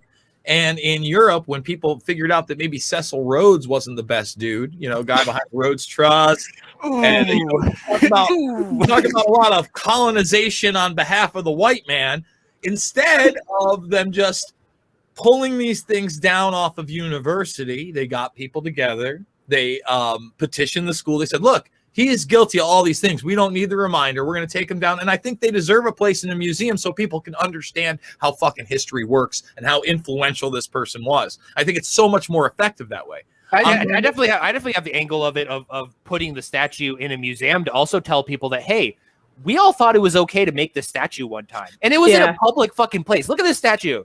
Look at this statue of Cecil think fucking people Rhodes. This need used to to be in be- a park, bro. Like, Thank you.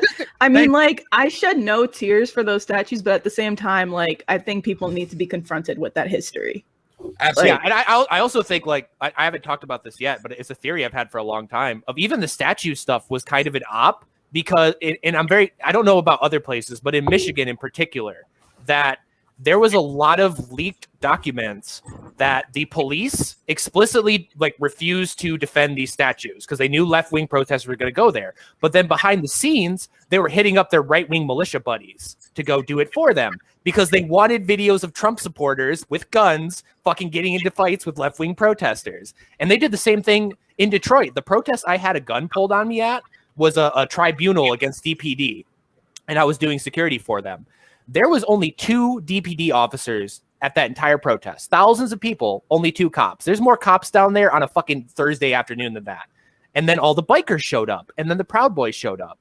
And I talked to some of those people after the fact, and they're like, yeah, DPD asked us to come down there and do security. And it's like, whoa. And even in Kenosha, everybody forgets about Kenosha, that video after the fact of the Kenosha guard dude talking to the BLM protester being like, yeah, the cops said they were going to push you guys down to us and we would deal with you. And it's like, whoa, like there's some dirty shit going on with this whole thing. They're creating these flashpoints and then trying to push people together to fucking fight. Well, Magnus, they have to legitimize domestic terror, right? So, like, again, if you can make somebody who's just going to rip down a statue and light it on fire in their, like, teens or 20s into a domestic terrorist, all the better. It doesn't matter what color they are. And, you know, we're talking about white supremacy now, but the stage has already been set for quote-unquote black supremacy in the sense that if you follow Louis Farrakhan and you're a bow tie Muslim, as I like to call him, you could be on a terror watch list as well because you are anti-Semitic out of the gates. Dude, right? fuck And that then- guy. He's a Scientologist, dude. They do that weird can shit, too. Whoa. Oh, Josh. The echo. He was saying, go ahead, Josh. Yeah, dude, like Farrakhan's crazy, too. Like, they do all that weird Scientology shit with the cans. Let me say this, and- man. I'll Scientology. Same deal. You know, you don't have to believe in fucking archetypes. All right. Again, these people are, you know, this is a religion. They're into their book. I get it. I've met a lot of these people. They're a lot like you and me. I remember when I was touring with Loose Change, and in Boston in particular, you know, I went to one of these places and we showed the film. We did a Q&A there as well. And I think a lot of these people come from that anti-establishment school where they understand the civil rights movement didn't just end with Martin Luther King and Malcolm X especially, and that the corruption is there. And, you know, that was an outlet for them to get together, organize, and empower themselves in their communities. I get it. And a lot of them to this day are very anti-government. And I think it's very dangerous that all of a sudden you can paint that entire sect as quote-unquote anti-Semitic, especially when you get down to it, when organized religions in and of themselves are contrarian in, you know, some respects and have been utilized throughout history to cause world war, right? So, you know, it's that open excuse. But I just like to point out, you know, white supremacy is hot now. But the loopholes have been set. Hate crime, right? Like, I watched a video of, you know, a 12-year-old kid getting punched by a black man in Missouri last year. Now, that guy got, I think, what was it, 8 years or something like that? Now, he deserved it. The kid is a 12-year-old kid dancing on the street, totally unprovoked, gets out of his car, walks up to him, and just socks him, runs into the car. Now, I watch a video in New York City, right, where this dude, who's obviously mentally ill, happens to be another black man, doesn't really matter to me, punches an old Asian woman in the face for no reason. Now, that guy had already been arrested, I think, fucking over a dozen times, had no business on the street, huge criminal record. You know, it speaks more to the system of your catch and release failed program of prison and not reformation or proper mental health, whatever you want to call it. It's not a hate crime, but he'll be charged with one. He's just a fucking nutty dude, picked someone off the street and fucking duffed her. And that's fucked up. But, like, you know, it shows the hypocrisy on all of it. And the more you can criminalize, the easier it is to sway your narrative, man. And their narratives now even when there is huge pushback and they don't make sense, it doesn't matter. They just censor it. they censor it quicker and fucking quicker and quicker. And I wonder to myself, in fact, I know that it would not be possible in today's day and age to have the same kind of impact with a loose change style production because of the censorship, right? For instance, a lot of this lab leak stuff that is now mainline, I'd say 80 to 90% of it was covered in the 25-minute intro Plandemic film. Not even like the follow-up that was 90 minutes. You know, all that stuff was publicly available then, and it got immediately censored. And you notice the narrative that they produced, which maybe I agree with, maybe I don't. You know, there are certain parts and aspects, but it went beyond just Chinese lab leak. And they still don't want to make that association. They censored the fuck out of that. No, they can't talk about Fort Detrick. They can't talk about how the studying gain of function in Wuhan was outsourced by the U.S. And you know what? Fauci talked about that part to try to cover his ass. You know, he's actually openly, like when he got his talking points a little better after the second Rand Paul confrontation. I forget whether it was, was it Stephanopoulos? I played it on my show, but he did, you know, a little round with the media, and he starts talking about, he had a big smile on his face now, and he's like, well, to say China and the Wuhan lab, it goes over here and there, and we've got subcontracts there. And I'm like, great. You're just validating the same point I was making last March, that fucking these bioweapons programs are completely unaccountable, completely underground in the United States, in fucking places like China, in Israel, in South America. You know, I mean, they exist all over the place. Again, the idea this is a nation state operation when you had global war games preceding it in almost the exact scenario. And then those same players at the table get to cut up the fucking world. Literally get to cut up the world. That should alarm people. That should be an open discussion by somebody who's not a fucking college dropout. You know, like where are the intellectuals? All you fucking fake ass pseudo intellectuals want to step up to the plate on either side. Let's have the conversation. That's why I'm wearing a suit now, Jason. Yeah, they can't deny you Why now. I'm wearing a suit now. The whole reason I've got nice clothes on is because there's a void of well-dressed people with these ideas. I can put on a nice suit too. That's the reason. Eye makeup. I choose not to. Like, here's the deal. I'm a real person, and there are plenty more of us, and we're just as fucking smart as you. All right, if not smarter. And here's the thing. I get it. You're pretty. You're on TV. You're promoted. You get a good salary. They give you a nice script. You got a nice wife. A lot of you are into the prostitutes on any angle. You know what I'm talking about, guys. You got a nice little setup. Good for you. What about your fucking kids? Are you that sociopathic? Are you that sociopathic that you don't care about this next generation? That you have well, that's the fucking thing about those people. Is I don't agree where the right wing takes this, but they do accurately identify a lot of these people don't got kids. You know, a lot of these people don't give a fuck. They're like they're ready to ride out to it, and it's ridiculous, like you said, of the things we now even have to do to get platform to talk to shit. Like people criticize like obviously me and my guys a lot, but like. Would anyone have cared about the Whitmer fucking like old folks home shit that was going on if there wasn't a bunch of dudes in Hawaiian shirts with fucking rifles standing out front? No one would have talked about it. Nobody would have fucking cared. But we're so absurd and stupid looking that they had to address it. And then you got, again, people like fucking Vermin Supreme, like all the weird, ridiculous shit we have to do to even get people to pay attention to any of this shit is ridiculous. Like, I don't understand.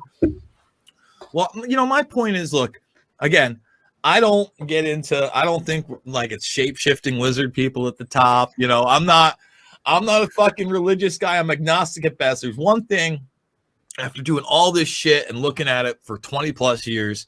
And you know this, Steve, I believe in good and evil. You know, I get nature versus nurture. There's a lot of arguments on that. I'm into micro evolution for sure. I think macro's got a lot of problems, but I know good and evil exists. You can see somebody good upbringing, background, same family. Some people are just fucking shitbags. Some people get off on sociopathy. And even if that is somewhere along the line, the nurture, right? You still got to fight that evil.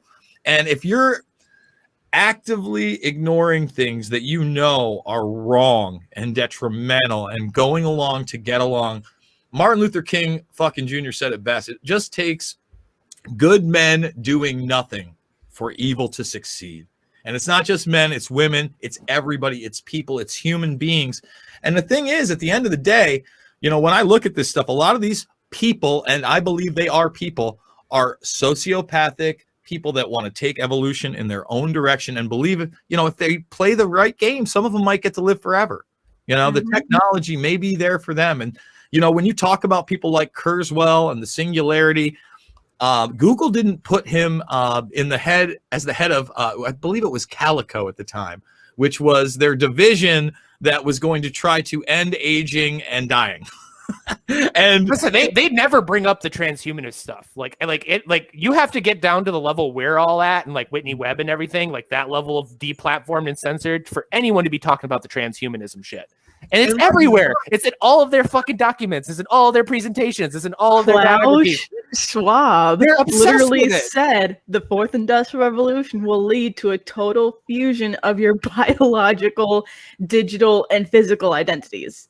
And it's fucking and like it's like, why are we not talking about that? Because like and it's the same thing with the eugenics shit of like if George W. Bush, which he might, I'm just picking a random name, he might have this background. If he had like multiple books about like forming the master race and like fucking like outbreeding people and everything like that, you think that would hit the news? You think people would fucking talk about that? But then again, all these motherfuckers have all this eugenicist shit, all this fucking transhumanist shit, all out in the wild, and God forbid if that ever even touches the front door of MSNBC, let alone get on the fucking air. Deuce got a fucking was a fucking best-selling book, right? Hey, like Joan, teachers. you have a hard out in 5 minutes. Do you wanna close out? Let people know where you're gonna be in a few hours and that kind of shit. Yes.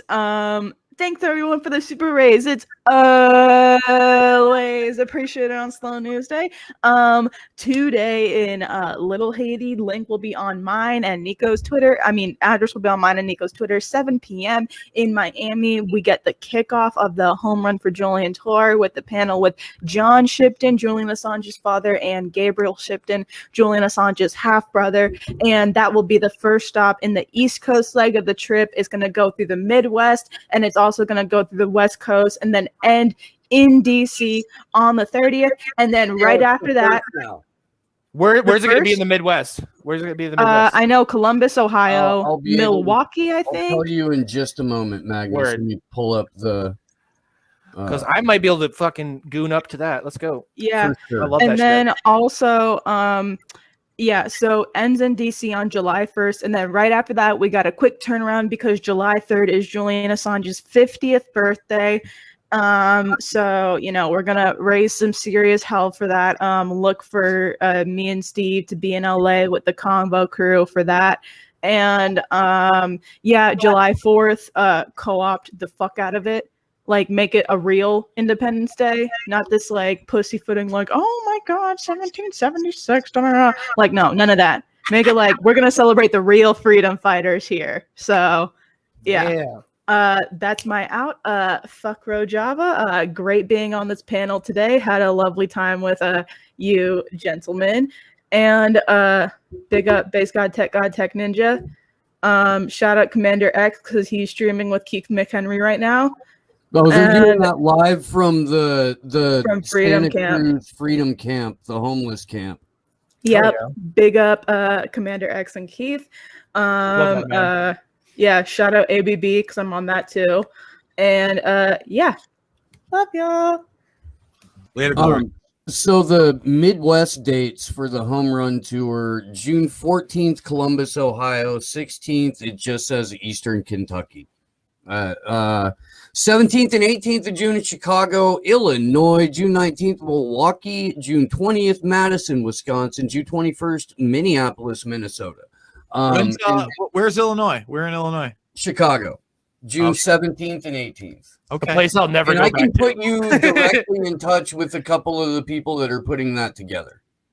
All right, I'm not making any guarantees because I got to go to fucking a wedding in Virginia the next weekend too, and then I've got another thing, I'm driving everywhere too, Steve. So, but Yeah. I'll look into it. Listen, for the eugenics thing, I want to speak to that really quickly because you're 100% correct. Because when you look at the Veritas Facebook leaks, Zuckerberg's top dog literally names like the CRISPR tech that he's invested in. He goes, it's eugenics.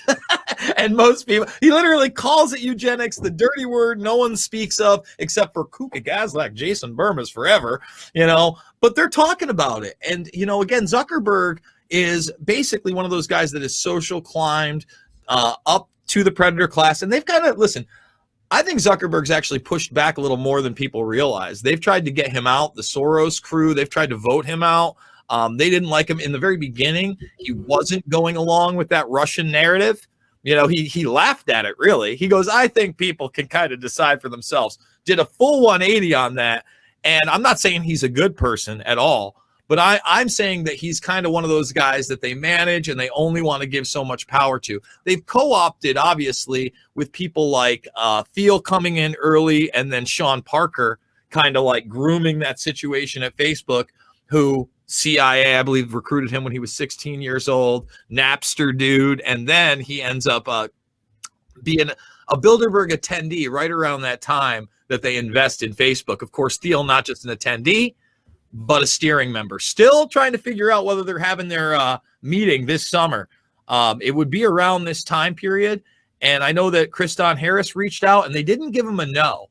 But the website still says that the 2020 meeting is postponed. There's been literally no talk of it. And I think, you know, it's tough to say because obviously when you look at this, I remember going in 2017 when I was in Chantilly, Virginia, and on the agenda was the post-truth world. Well, fucking A. Yeah, dude. They don't even hide it. They put it right in front of your face. And then like, so you don't even have to dig. And then like, you know, like bring up like Peter Thiel and the Facebook and shit like that. There's a lot of stuff that people don't talk about with Ross Ulbricht and the whole Silk Road thing of how them trying to co-opt that and trying to get him to fucking work for them and shit like that. Like there's whole other angles of bullshit if you want to get that deep, but you don't even have to get that deep. You could just listen to the fucking people. Just listen to them talk. That's why like back in the early InfoWars days, like 2014 or whatever, when I was still more of an Alex Jones fan and stuff like that. Mm-hmm. I would just tell people turn on C-SPAN and just listen to these motherfuckers. Yeah, it's boring, but just listen to these they'll tell you everything. They don't hide it. They don't need to hide it because nobody cares. Yeah. And this goes back to what Kiriakou said when I asked him, like, why is it always the same playbook with the CIA? And he goes, well, they're not as smart as people think they are. And there's no consequences. That's right. They're not incentivized to be more creative because they don't have to be. They have seen that these things work. They have seen that if you beat the lie over the people's heads enough, they'll believe it and repeat it. And it's Leni Riefenstahl, the Hitler's propagandist, when John Pilger interviewed her in the 70s. She talked about why the propaganda films worked. And it wasn't because of any sort of like direction or mentoring or narrative, you know, delivery from up above, but what she called the submissive void. And the ability to just put the message out there and have people who are already so beaten down by everything else in life that they just accept that your propaganda is how things work, because thinking about shit to the point to where you're consciously aware of how bad things actually are makes you want to do something about it. And once you start to do something about it, you start to lose shit. You start to lose friends. You might start to lose some family members. You might lose your job. You might lose your ability to communicate to people in the methods by which you're used to doing it, especially if you make a living off of it, because of what you're saying. And that's why it's so important that you do support your independent media. And if you could take it far enough, then you might end up in jail or might end up getting a knock on your door. You know, like it's you might get your head split open. You know, I mean, real talk. But I mean, look, if you don't, nobody else will. Not for you, at any rate. No, nobody's coming to your rescue. You need to be your own hero. You need to be the change that you seek in the world. You do. It sounds trite as fuck, but I mean, it's there are no like heroes. Nobody's swooping in to rescue anybody. It's going to take a dedication to working with people that you may not necessarily agree with all the time on everything. That's life. Yeah, It's crazy. yeah. That's what I said. Like, the pushback to the unity thing is so anti-human to me, and it's so But fucking. it's It's so fucking it's anti-human to me because I don't understand, because like I don't think these people live in the real world, or they're fucking government agents, either one. But it's like dude, I remember growing up and we had a gas station that we knew was run by some crazy dude who thought that fucking like the government were all aliens and everything like that, and nobody cared. And they just went to the gas station, they bought their fucking cigarettes and their beer, and they went home. Nowadays, that dude gets canceled on Twitter. It's like it's so anti-human to me, and I don't get it. Of like, the best example of it was the Tea Party and Occupy meetups that happened that nobody talks about anymore. It has been buried and burned from the fucking internet. Of having like open like college Marxists hanging out with Ron Paul fucking Republicans, and them being like, yeah, awesome. Totally. Yeah, let's organize. Let's do this shit. And that's so normal for people. Like, if the house is on fire, you got a bucket of water. Help me throw the fucking water on the house, bro. Like, I don't care what your kooky opinions on anything are. Like, let's just do this shit. But that's not how it works anymore. And I know, Steve, you complain about gatekeepers all the time. And I complain about fucking gatekeepers all the time, and how everything's a big social club. And everything's all about your connections and who you're in a picture with. And Jason Berman was around this one guy, and this one guy shared a Q meme one time, so Jason Berman's it's like fucking I don't get it. It's alien to me, and I'm glad people are slowly starting to wake up to it, but also people are rejecting it like even harder than before. But that's just the world people like us live in. Is the extremes get worse. People lick the boot harder and reject it in increasing numbers. I mean, that's a fascinating point. It is, and it's one of the reasons that I wanted to get Clinton Reed on the show, is because I know that all of you guys are active politically, and I am not. I focus on I don't think we get to politics until we get the agency. I don't think we get to politics and policy until there's a decoupling of national security state control over our electoral system, our media, or our education system, or now our health. But I mean, that's why shit like this needs to happen. That's why we have to get on discussions like this more and more often. I really want to do this in person, like in front of an audience, before too long too. That's like my big hope with the September 11th anti-war march that we're planning, that we have like Scott Horton and like Reed and everybody and almost all the LPs on board. And we're reaching out to like Fred Hampton leftist people and like all that, and Green Party people and the berets and everything. Because like, I think people really dramatically underestimate how important seeing unity is. And we all inherently know this. Some of the most popular news stories in the country are Crips and Bloods put down their guns to have a family cookout. And everybody loves that. And that motivates people. And you look at that and you're like, you know what? Maybe that guy I was yelling at yesterday, maybe I was an asshole to him. Maybe I should be a better person. So to see leftists, Marxists, libertarians, constitutional conservatives, all these people in the same place, not fighting for like one thing, like that's so huge in people's brains, and they don't realize like how that like starts shit, that gets people going, that makes people want to do things. And I also think that's why they're so terrified of it and they don't want to talk about it. That's fair. Well, I'm going to go ahead and wrap. We've been going for quite a while, guys. Thank you so much for hanging out for a couple of hours and getting this in. Jason, please tell people where they can find you, how they can support you, and as always, my brother, much love. Thank you, brother. So I should maybe kind of sort of almost be back on YouTube on Monday. I think I'm going to save my tongue lashing via DM to Team YouTube for a Monday video. I'll have a rough draft written up, but we'll see. I think that'll be a fun video to do if we get back on the platform. Obviously, Rockfin, man, rockfin.com/Jason Bermas. If you haven't noticed, I pretty much give everything away from free. Upfront, everything that's like quote unquote premium are throwbacks from 12, 13 years ago when I'm talking about a lot of the same subject matter. This isn't new. Fake news isn't new. It's not right versus left. We are up against a very, very real predator class that is organized against us. And when I say us, I mean everybody from got $10 into their pocket to those that got 10 million. They don't like independent wealth generationally. I promise you that. You know, you get to start getting in sociopathy, and you can be a minion and do some kickbacks. Maybe they'll let you in their club. Maybe one day you can be Bill Gates and Warren Buffett. I don't fucking know. If that's you, I'm not your guy. But if that's not you, please check my stuff out. All the documentary films are free. From what do we got? Let's see if we can bring up the graphic for the kids.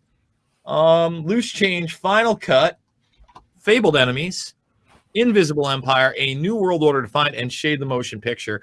And, you know, if you don't understand 9/11, I don't know how you're going to understand what's going on here. So I would encourage you to start with the two 9/11 films. And if you want to know what I think this is all about, please check out Invisible Empire, A New World Order Defined, and Shade the Motion Picture. They're in the documentaries playlist section over at YouTube. You can find them just about anywhere else, and they're free. And I just want to thank everybody on the platform. Magnus, it was very nice to finally talk to you in person. I got to get you on the program as well. Yeah, I want to talk to you about the Gray State guy, that film, because that's been one of my favorite conspiracies of all time, is what happened to the Gray State guy. And everyone forgot about that. I talked to them in they interviewed me for that film. I know you do. That's why I want to talk to you about it. I think, you know what, that's a tough one, man, because you know you don't know a lot of these people personally. I'll say this. And then sometimes you do meet these people personally behind the scenes. And just like you guys were talking about the Green Party and pettiness and egos and rigs, you know, you get to see behind the curtain a little bit, and that some people have lost it. I've worked with people that I believe have lost it, you know, again, because I want to hear all different voices. And, you know, there may be breaking points for people. Let's be honest. We're all human beings. You know, none of us are perfect, and we all have our demons to deal with. But, you know, especially what happened in that situation. Wow. Very dark. And Lord knows, but you know, we're not in Kansas, and we'll talk about the Wizard of Oz, man. We could talk forever, as we did today, and that'll be an interesting conversation. I look forward to it. Hell yeah! All right. Oh yeah. Magnus. Okay, so yeah, the only two places on the internet I'm really allowed to exist anymore is YouTube and Twitter. They're both just Magnus Panvidya. I run a podcast called Unity or Death, which is essentially what we did on this show. But that's what I do every week is I just grab, like, let's get a liberal Second Amendment guy and a BLM protester and a right-wing guy, throw them on. Let's get a bunch of people who criticize Israel. Let's get them on. So I kind of just grab people from all across the political spectrum and try to force them to do nothing but agree with each other for 2 hours. So that's kind of what I do on there. It's lots of fun. And then I'm uploading that to Odyssey, PeerTube. It's on Spotify and Castbox. I'm trying to get on Rockfin. I've been trying for like 6 months now. I'll get you on, bro. I'll get you on. Oh hell yeah! I'll do you a DM to Martin and Jaime, and we'll get you on. You got the audience, you got the presence. I'm sure they'd love you. They're just really backed up. They just put out the app. There's a lot going on there. Oh, yeah. And I'm not worried about it. Well, I'm worried about it, man. We want people like that because, listen, again, I'm not here for fucking people to agree with me all the time. I'm not here because I'm some kind of omnipotent being. People have to realize that we make mistakes. We are human. And if we start losing our humanity, and believe me, a lot of this over the last year plus, covering your face, stopping interactions, telling you to be 6 feet away, telling you to fear that person that's not wearing that and ostracize them, that is a very big part of quote unquote transhumanism to me. 100%. And yeah, definitely. Like, you know, I'll close on my plug with I'll steal a quote from Dave Smith. Is the whole idea behind Unity is accepting the fact that we're dealing with a group of people that will drone strike your kids and burn your children alive and then wake up bright-eyed, bushy-tailed the next morning. That is what we're fighting against. And they are in perfect unity. They agree on everything. They love each other. They have no problem being together. So if we can't get even close to that, we're fucked. So unity or death. That's why I say it. Unity or fucking death. Like, well, real quick, Hunter G, Janine Campbell, no offense, Shadow Band Refugee, Convo Couch, WM, Rachel, Yvonne McDevitt, and Gain of Fauci. Love that name. Love that name. That's a fucking Thank you slap. very, very much for the Super Is. You guys rock. I am going to be on Anonymous Bites Back with Mark Lubers and Deepa Driver in about 20 minutes, which I just found out during the show. But I love Deepa, and I'm like, I can't say no to that woman. It's just, she's like the kindest, sweetest, hardest working, most wonderful human being on the planet. So if she's like, will you do this thing? I'm like, yeah, I'll do it. I'll do it, yeah. You know, just how it works. 3 o'clock, we'll be back with Stevie from Redneckonomics. We're going to be doing the Great Reset, Jobs Reset Summit. And a deep dive into that. We'll be checking in with Glory, who will be at the kickoff of the Home Run for Julian tour. Guys, I am trying to cover the entire West Coast leg of that and the final stop in DC, turn it into a documentary. I do believe that it will be that it'll have value in furthering awareness about what's happening both to Julian Assange and the war on journalism writ large. I've got put a link out for it in the chat already. I'll do that one more time. And if you can, guys, please donate to that. If you can't, I totally get it. I could not donate to a GoFundMe right now. So I understand, but if you could help share the link, I would really appreciate it. It does help. I am getting closer to my goal, which will cover plane tickets. And that's about it. But fortunately, I get a crash at most of the places I'm going. Not really worried about food. I need to get some memory cards, and that's about it. So really appreciate everyone who has donated so far. You guys fucking rock. We'll see you all very, very soon. Big thanks as always to my Better Than Your co-hosts, Ali Alexander and Glory Joe, Sleepy Josh on the ones and twos. Everyone who was on the panel today, that was fucking killer. And thanks again, my friends. I will talk to all of you shortly. Good luck to us all.